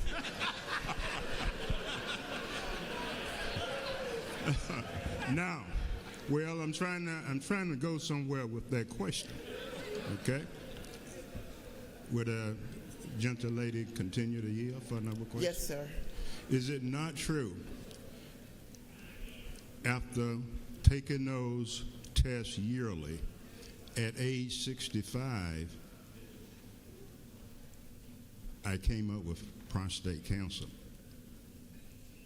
But it was in a early stage, and I went through the treatment, and I am still cancer-free. Thank you for bringing that bill. Thank you for sharing your story. And with that, I ask your favorable consideration. Mr. Speaker, I yield the well. The gentle lady is yielded the well.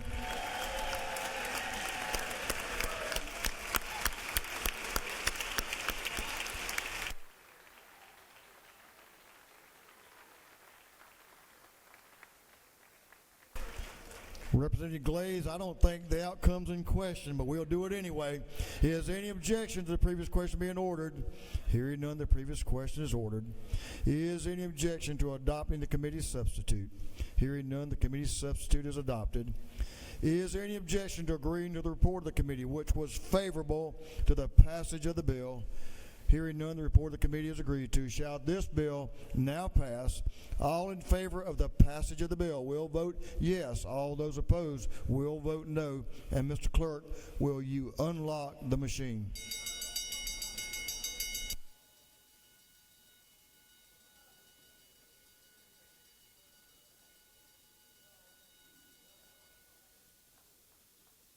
Have all members voted? For what purpose is Representative Jasmine Clark rise? Parliamentary inquiry, Mr. Speaker. State your inquiry. Is it not true that I am very much in support of this bill because my own father, during the COVID-19 pandemic, missed his PSA test just that 1 year, and the difference between getting screened in 2019 and getting screened in 2021 was the difference between him being cancer-free and unfortunately still battling cancer, prostate cancer to this day. Our prayers are with your dad, and we wish him the best outcome at very much possible. And thank you for your certainly knowledge of this testing. Thanks for your advocacy as well, and thank you for your vote. Have all members now voted? All members voted. If so, Mr. Clerk, will you lock the machine? On the passage of House Bill 373, the yeas are 164, the nays 1. This bill, having received the requisite constitutional majority, is therefore passed. Congratulations and thank you.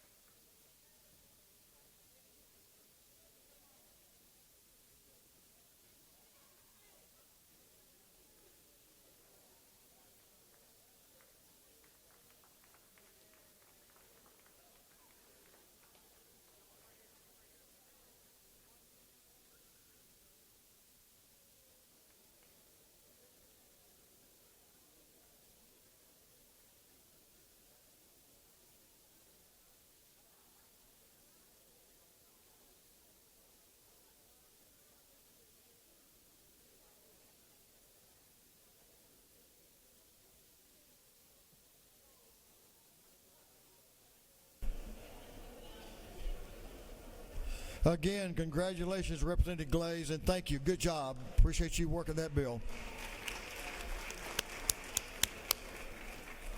Mr. Clerk, will you read the caption of House Bill 240. House Bill 240 by Representative Williams, the 148th to be entitled an act to amend Part 2 of Article 15 of Chapter 1 of Title 10 and Article 13 of Chapter 1 of Title 7 of the Official Code of Georgia annotated relating to the Fair Business Practices Act and licensing of mortgage lenders and mortgage brokers. This bill having referred to the Committee on Banks and Banking. That committee recommends that this bill do pass.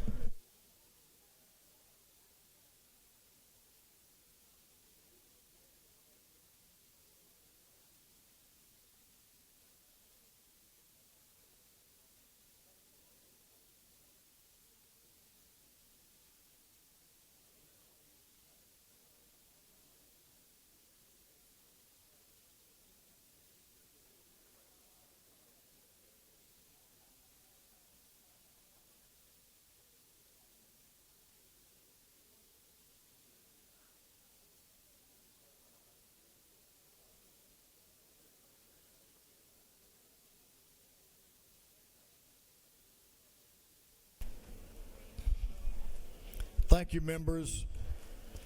Members, we're moving on with the rules calendar now. Of course, we're on House Bill 240, as the clerk just read the caption. Representative Noel Williams is recognized to present the bill. Representative Williams. Thank you, Mr. Speaker. Members, this bill should sound familiar to you from last year. It was a trigger leads bill. It passed out of this House unanimously. It died a slow death on day 40 across the hall. Basically, this is a Consumer Protection Act. When you're getting a loan, a mortgage loan, basically what trigger leads are, they're generated when a lender pulls a consumer credit report through TransUnion, Equifax, Experian, and then they sell those consumer information to other lenders. What this bill helps to do is to stop unwanted solicitation when someone applies for a loan. They still can use their current mortgage or their vendor, but this just stops the companies from selling to other companies, and then you getting those inundated with faxes and emails and text messages trying to get you to switch. And a lot of times people's credit is ruined. There's a lot of fraud and deception, and we had a lot of bankers calling wanting this passed this year. It comes 100% by the Mortgage Bankers Association. It's a great bill for the consumers, and it's a great bill for the state of Georgia. With that, Mr. Speaker, I'll yield for any questions. The gentleman has a question to your right. Representative Martin is recognized for a question. Gentleman, yield for a question. I certainly do. I could have come down to speak on your bill in support of it, but I'll ask you this question. Isn't it true that what you are doing here is, in fact, stopping fraudulent actors in the process? Because you and I have talked, isn't it true that I am aware of cases where people not only get these trigger leads and communicate with the loan originator, the customer, as if they are the original broker that the citizen went to, and this could also cut out that as a potential for unscrupulous folks that would take that. Isn't that true? Yes, sir, that is correct. It'll help stop harassment, deception, and fraud, and predatory lending, and the gentleman knows of what he speaks. Gentleman, yield for one more from Representative Wade. Yes, sir. To your right in the back. Representative Wade, did you have a question? Yes, sir. Gentleman yield. Sure. Is it not true that House Bill 240 will enhance consumer protection and reduce confusion among potential home buyers in the buying process as well as homeowners in the refinance process? As a banker, I know you know what you speak, and I appreciate you asking that question. Thank you, sir. Appreciate your support on House Bill 240. Mr. Speaker, I will yield the well. Thank you, sir. Thank you, Mr. Chairman. The gentleman has yielded the well. Is there any objection to the previous question being ordered? Hearing none, the previous question is ordered. Is there any objection to agreeing to the report of the committee, which was favorable to the passage of the bill? Hearing none, the report of the committee is agreed to. Shall this bill now pass? All in favor of the passage of the bill will vote yes. All those opposed will vote no. And Mr. Clerk, will you unlock the machine?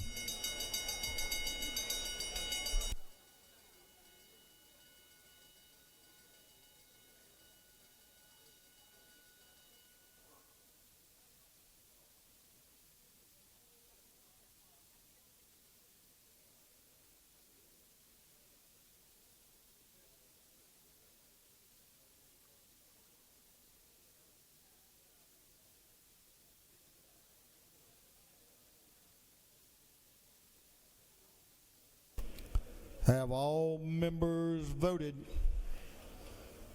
All members voted? If so, Mr. Clerk, will you lock the machine on the passage of House Bill 240? The yeas are 165, the nays are 0. This bill, having received the requisite constitutional majority, is therefore passed. Mr. Clerk, will you read the caption of House Bill 303? House Bills 303 by Representative Gilliard of the 162nd and others to be entitled an act to amend Chapter 33 of Title 50 of the Official Code of Georgia annotated relating to state flags, seals, and other symbols so as to provide for placement of a monument to honor the original 33. This bill having been referred to the Committee on State Properties, that committee recommends that this bill do pass.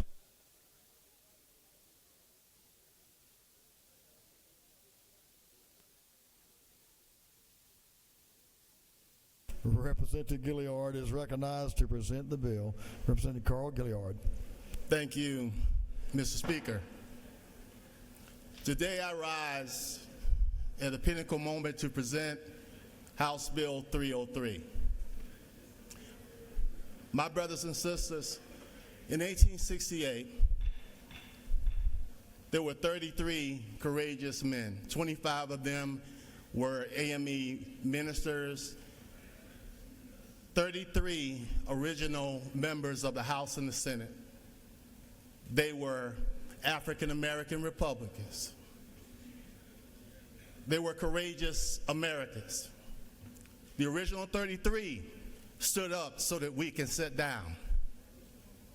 This bill is a bill that commemorates 33 great Americans. And let me just briefly say their names. Ellie Barnes, James Ward Porter, Henry McNeil Turner, William Guilford, William Henry Harrison, Thomas M. Allen, Thomas Beard, Edwin Belcher, George H. Clower, Abraham Colby, Romulus Moore, John T. Colston, Madison Davis, Monday Floyd, F.H. Farrell, Samuel Gardner, William A. Golden, my great-great-great cousin, Ulysses L. Houston, James M. Sims, Philip Joyner, George Linder, Philip Lumpkin, Peter O'Neill, Alfred Richardson, Alexander Stone, Abraham Smith, John Warren, Samuel Williams, Tunis Campbell Jr., Malcolm Claiborne, Reverend Tunis Campbell Sr., Aaron Bradley, and Mr. George Wallace. They were the original 33. They were not allowed to serve in this General Assembly. And in 1870, they petitioned to come back and serve. Unfortunately, 14 of them were lynched. I want to thank the Dean of this House. I want to thank the State Properties Committee for having the posture to do what is right to salute 33 great Americans. Mr. Speaker, I want to thank you on today for having the posture. The chairman of the Rules Committee, I want to thank you for having the posture to salute 33 original members of this United States of America. We ask today that this bill only simplifies to have 33 names that were not allowed to be inside of the walls of this Capitol, to be able to be placing their names. Today I ask for your favorable consideration of House Bill 303 to salute these great Americans. Mr. Speaker and members of this great body, I yield the well unless you have any questions. The gentleman has no questions, but we do have some speakers. Mr. Speaker, I yield the well. Thank you, Representative. The gentleman is yielded the well. Representative Adesanya is recognized to speak to the bill. Representative.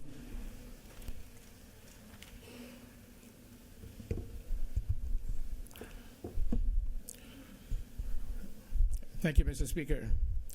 Colleagues, today I want to talk about House Bill 303. This is a bill close to my heart because it's about honoring 33 very important, extraordinary people. These were the first African American legislators elected to the Georgia General Assembly in 1868, just 3 years after the Civil War.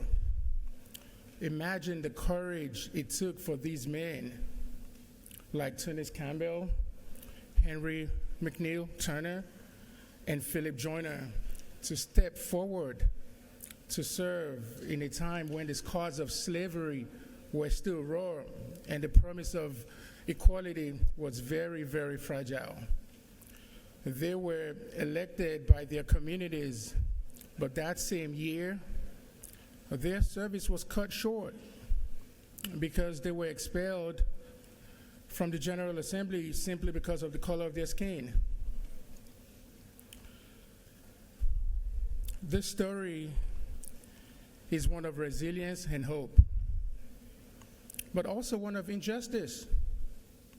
For over 150 years, their contributions have been overlooked, their sacrifices forgotten. HB 303 is going to change that.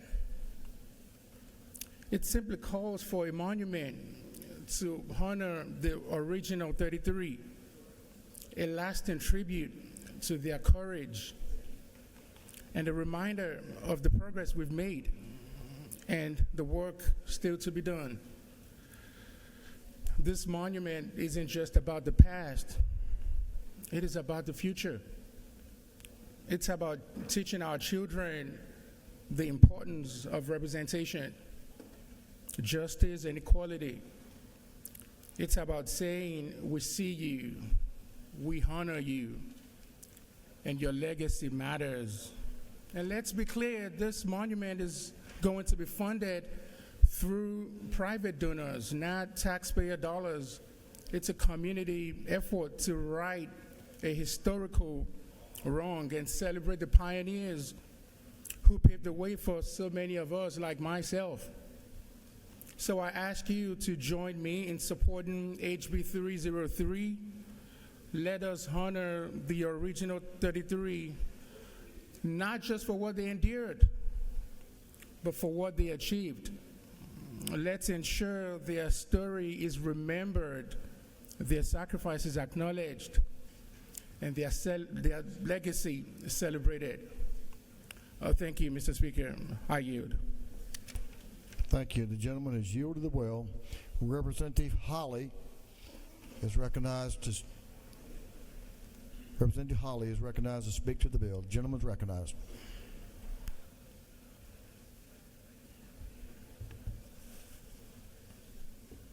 Thank you, Mr. Speaker.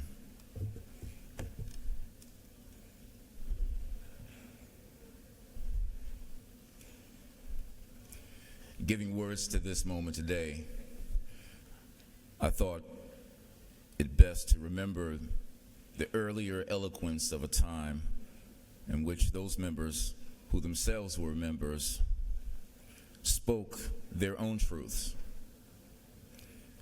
At this time, I would like to give voice to words that were spoken in the chamber of the House, not particularly in this building, but in the house that is in Milledgeville, of which my ancestor helped to build. Spoke this Henry McNeil Turner, founder of the Georgia Republican Party. Mr. Speaker, before proceeding to argue this question upon its intrinsic merits, I wish the members of this House to understand the position that I take. I hold that I am a member of this body. Therefore, sir, I shall neither fawn nor cringe before any party, nor stoop to beg them for my rights. Some of my colored fellow members, in the course of their remarks, took occasion to appeal to the sympathies of members of the opposite side and to eulogize their character for magnanimity. It reminds me very much, sir, of slaves begging under the lash. I am here to demand my rights and to hurl thunderbolts at the men who would dare to cross the threshold of my manhood. I claim the rights of a man. Am I not a man because I happen to be of a darker hue than honorable gentlemen around me? Let me see whether I am not. I want to convince the House today that I am entitled to my seat here. Am I a man? Have I a soul to save, as have you? Because God saw it fit to make some red, some white, and some black, and some brown, are we to sit here in judgment upon what God has seen fit to do? If you deny me the right of my constituents to have representation here because it is a privilege, then, sir, I will show you that I have as many privileges as the whitest man on this floor. If I am not permitted to occupy a seat here for the purpose of representing my constituents, I want to know how white men can be permitted to do so. Never, so help me God, shall I be a political slave. I am not now speaking for those colored men who sit with me in this house, nor do I say that they endorse my sentiments, but assisting Mr. Lincoln, that is the president, to take me out of servile slavery did not intend to put me and my race into political slavery. If they did, let them take away my ballot. I do not want it and shall not have it. I don't want to be a mere tool of that sort. I have been a slave long enough already.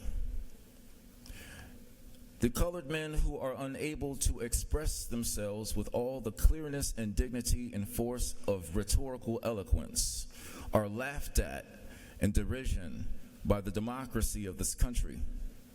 It reminds me very much of the man who looked at himself in a mirror, imagining that he was addressing another person and exclaiming, "My God, how ugly are you?" These gentlemen do not consider for a moment the dreadful hardships with which these people have endured, and especially those who in any way are endeavored to acquire an education. You may expel us, gentlemen, but I firmly believe that you will someday resent it. The black man cannot protect the country if the country does not protect him. And if tomorrow a war should arise, I would not raise a musket to defend a country where my manhood is denied. The fashionable way in Georgia, when hard work is to be done, is for the white man of that time to sit at ease while the black man does the work. But I will say this much to the colored men of Georgia, as I should be killed in this campaign. I may have no opportunity of telling them at any other time. Never lift a finger nor raise a hand in defense of Georgia until Georgia acknowledges that you are men and invests you with the rights pertaining to manhood. Pay your taxes. However, obey all orders from your employers. Take good counsel from friends. Work faithfully. Earn an honest living, and by your conduct, you can be good citizens. You may expel us, gentlemen, by your votes, but today, while you do it, remember that there is a just God in heaven, whose all-seeing eye beholds alike the acts of the oppressor and the oppressed, and who, despite the machinations of the wicked, never fails to vindicate the course of justice and the sanctity of his own handiwork. I've concluded with Henry McNeil Turner's speech. Let's honor him by showing him that the Georgia that exists today is not the one of the past, because we can honor the blessings of our past by recognizing much greater truths today. Thank you. Thank you, Representative. The gentleman has yielded the well. Is there any objection to the previous question being ordered? Hearing none, the previous question is ordered. Is there any objection to agreeing to the report of the committee, which was favorable to the passage of the bill? Hearing none, the report of the committee is agreed to. Shall this bill now pass? All in favor of the passage of the bill will vote yes. All those opposed will vote no. And Mr. Clerk, will you unlock the machine?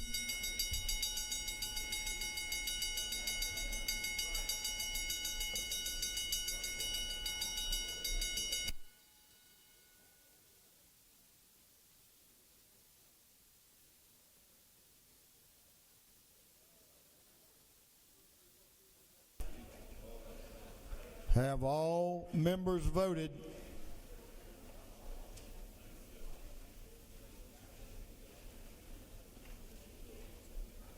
All members voted. If so, Mr. Clerk, will you lock the machine on the passage of House Bill 303? The yeas are 167, the nays are 0.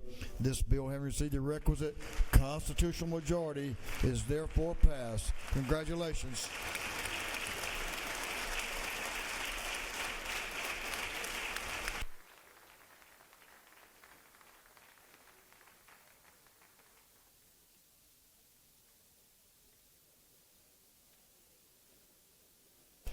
Thank you, members.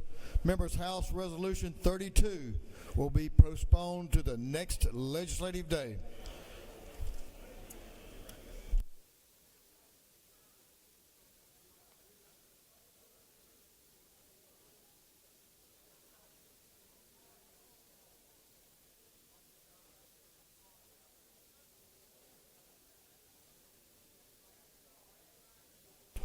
For what purpose does Representative Carpenter rise? Make a motion. State your motion, sir. Have a bill read for the first time and committed to sent to committee. Suspend the rules. Sorry, I apologize. Oh, you got it. Mr. Clerk, will you read the caption? Unnumbered House Bill by Representative Carpenter the fourth and others be titled an act to amend Article 5, Chapter 3, Title 8 of the Fiscal Code of Georgia annotated relating to housing trust funds for the homeless.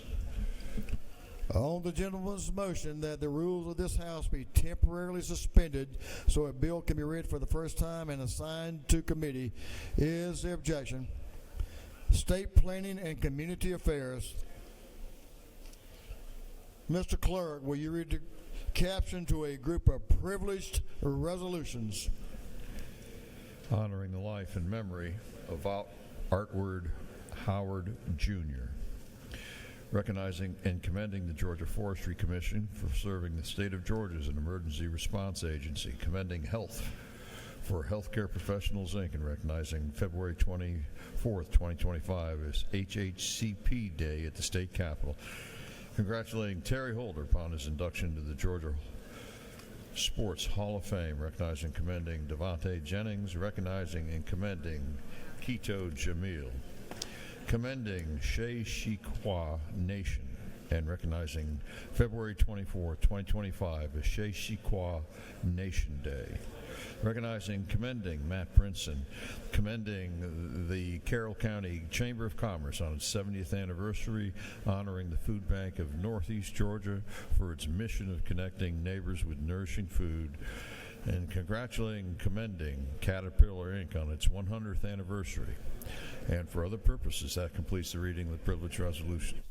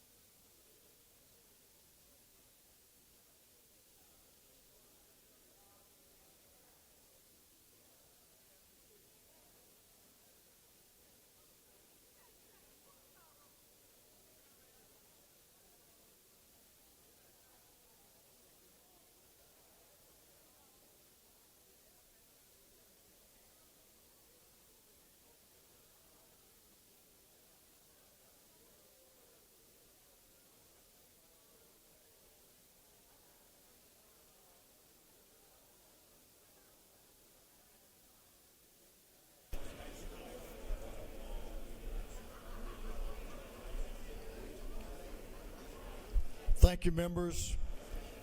Thank you, Mr. Clerk. Is there any objection to adopting the privileged resolutions? Hearing none, the resolutions are adopted. We'll move on to afternoon orders, right? Afternoon orders. Representative Wade.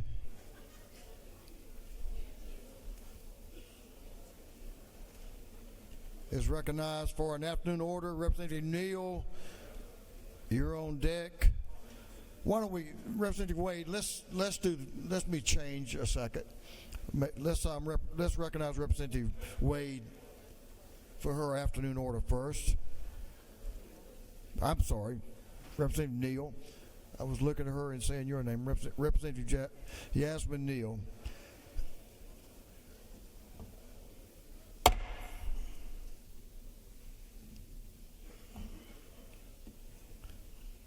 Members, let's give the lady your attention, please.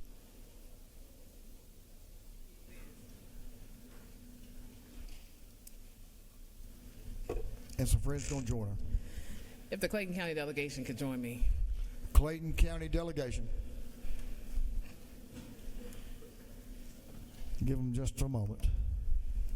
Clayton County delegation.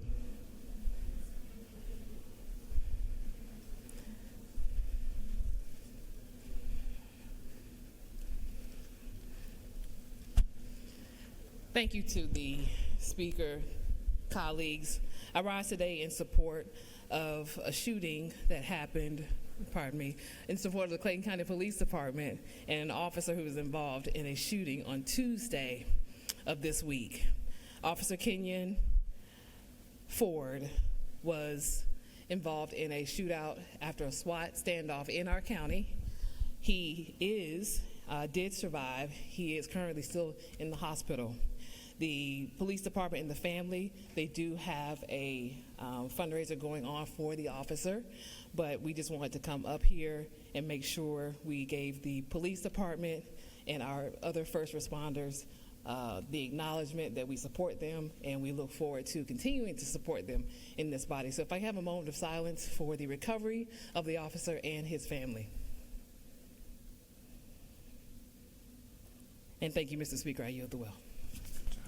Thank you, members. I'm sure that this House will continue to uplift that officer and his family in our prayers. Thank you, members. Okay, Representative Wade and friends, gentlemen's recognized for our really cool afternoon order. Gentlemen's recognized. Thank you, Mr. Speaker. And to my colleagues, I just think it's exciting when we get to come into this next month, March Madness. And I have to say, I'm very proud of the University of North Georgia women's Nighthawk basketball team who clinched their first place position in the Peach Belt Conference. They're regular season champions. They will be hosting round one and likely round two of the national tournament. And I'm just very proud of this team. And I'd like to, Mr. Speaker, recognize 5 seniors that have given their dedication to this university and this program. Carly Fahey, Emily Trushell, Dasha Cannon, Ansley Hall, and Livy Blackstock. And last but not least, to the impeccable and the amazing coach, Buffy Burson. She has just done phenomenal for that program. So way to go, Nighthawks. Thank you. Thank you. Good luck, ladies. Win a few more. Bring it home. We'd love to have them down. Representative Roman is recognized for an afternoon order. Ladies recognized. Thank you, Mr. Speaker, and colleagues. Ramadan Mubarak. I know it feels like it's starting earlier. That's because it is. Ramadan is starting this weekend. So for those who are going to be observing, including myself, that means abstaining from food and, yes, water. I will say that was definitely a record-breaking question-asking timing, so thank you to the gentleman that did earlier. But during this time, your constituents who are observing will be obviously fasting from food and water, but also engaging in more time doing prayers and being with family and friends. I would also like to invite any of you that are interested in fasting with me. You're welcome to. Would love to have you. So thank you, Mr. Speaker. I yield the well. Representative Bell, you're recognized for an afternoon order. Representative Bell.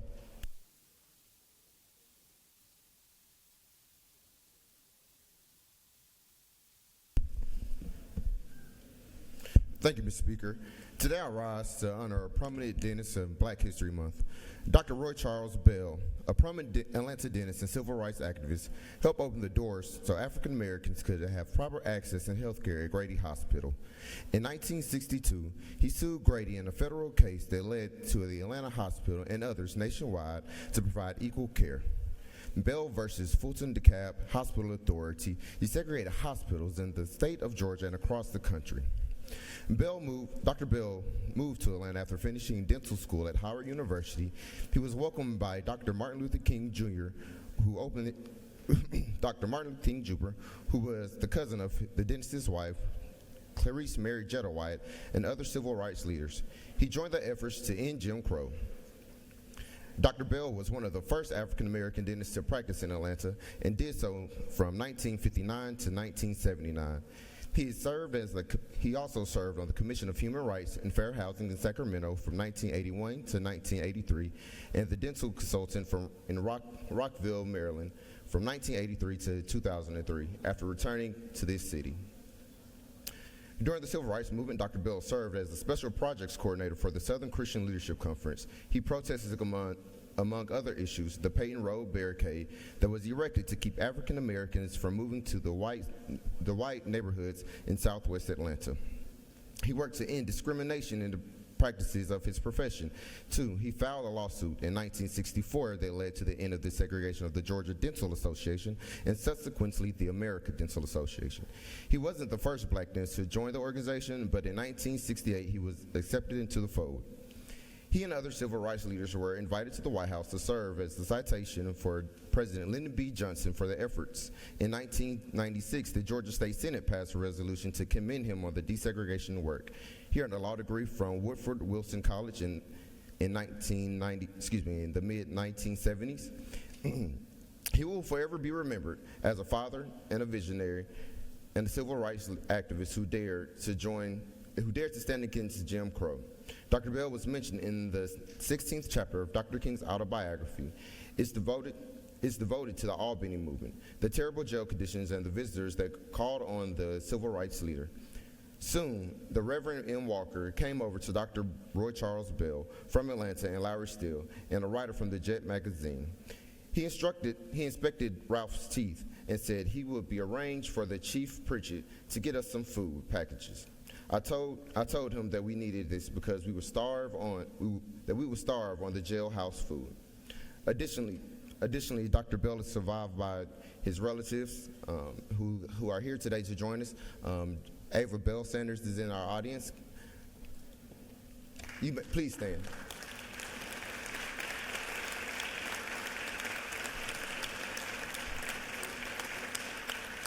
Thank you, Speaker. Are you at the well? Representative Parsons is recognized for an afternoon order. Representative Chairman Parsons. Thank you, Speaker. I am rising up here to speak, to take a Black History moment. I thought today was the last day. It actually ends tomorrow on March the 1st. But I rise in honor of a gentleman named Grant Gray. I knew him as Coach Gray. He was born in Pennsylvania. He became a basketball star up there.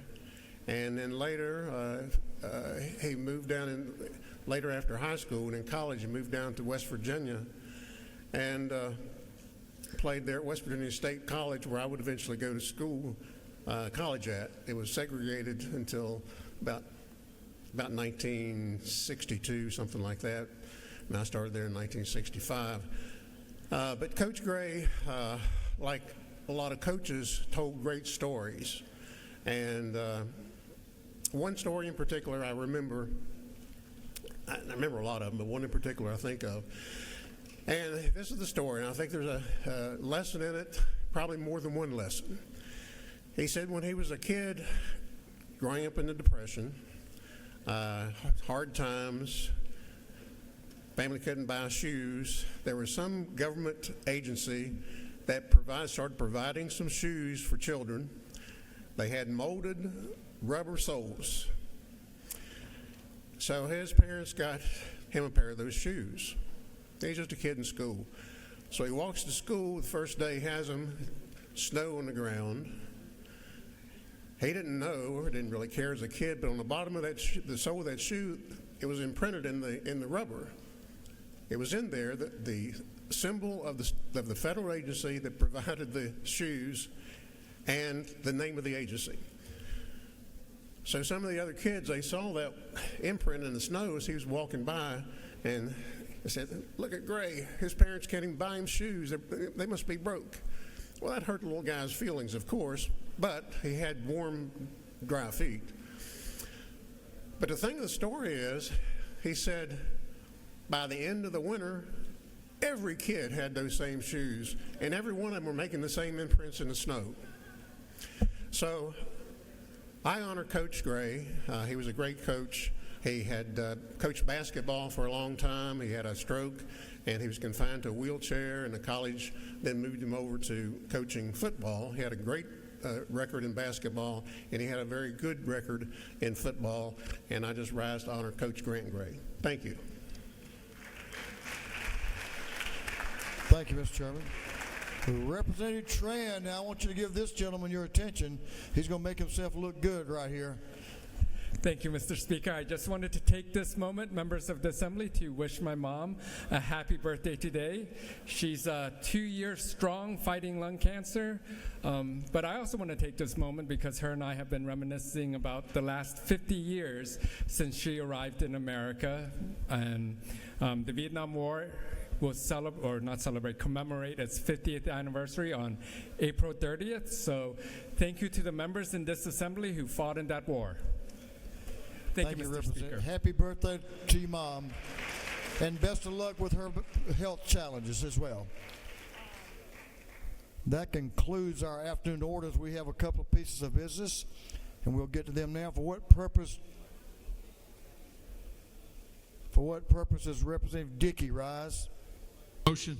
State your motion, sir. I'd like to make a motion that HB 529 be recommitted back to Agriculture and Consumer Affairs Committee, Mr. Speaker. Mr. Clerk, will you read the caption? House Bill 529 by Representative Barrett of the 24th and others to be entitled an act to amend Title 13 of the Official Code of Georgia annotated relating to contracts. On the gentleman's motion, the House Bill 529 be recommitted to the Agriculture and Consumer Affairs Committee. Is there objection? Hearing none, it is so ordered. For what purpose does Representative Crow rise?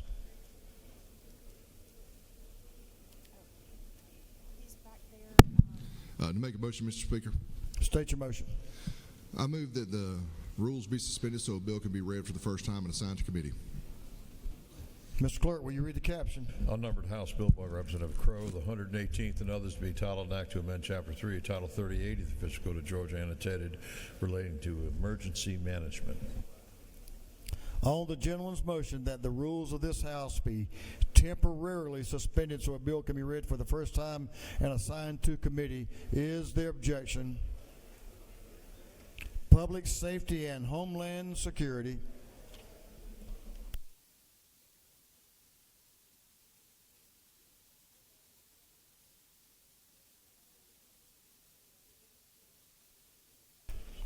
Representative Sharper. We're going to recognize him. I'm going to go back to afternoon orders. He had worked with me and moved his afternoon order from earlier this week till today, and my pardon, please, that I missed you. So Representative Sharper is recognized for an afternoon order. Thank you, Speaker. I know you want to leave me, but I refuse to let you go. All right, that's all I'm going to do. But my moment in Black history is The Temptations are an American vocal group from Detroit, Michigan, who released a series of successful singles and albums with Motown Records during the 1960s and the 1970s, featuring 5 male vocalists and dancers. Otis William, who we actually had here last year during session, Elbridge Al Bryant, and Melvin Franklin, and Eddie Kendricks, and Paul Williams of the Primes. In 1964, Bryant was replaced by David Ruffin, who was the lead vocalist on a number of groups biggest hits including My Girl, talking about my girl, Ain't Too Proud to Beg, 1966, and I Wish It Would Rain, 1967. Over the course of their career, the Temptations released 4 Billboard Hot 100 #1 singles and 14 R&B #1 singles, 3 classic Temptations songs, My Girl, Just My Imagination, and also Papa Was a Rolling Stone. Thank you, Speaker. Thank you. No, thank you. Thank you for that good moment, and thank you for that excellent voice you have. Thanks for sharing that with us.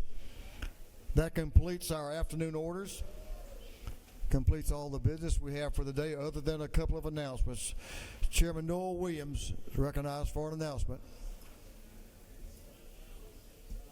Banking will be Monday morning at 8 a.m. in room 406 CLOB. We need you there, 406 CLOB, 8 a.m. Monday morning. Thank you. Representative Inga Willis is recognized for an announcement. Give the lady your attention, please.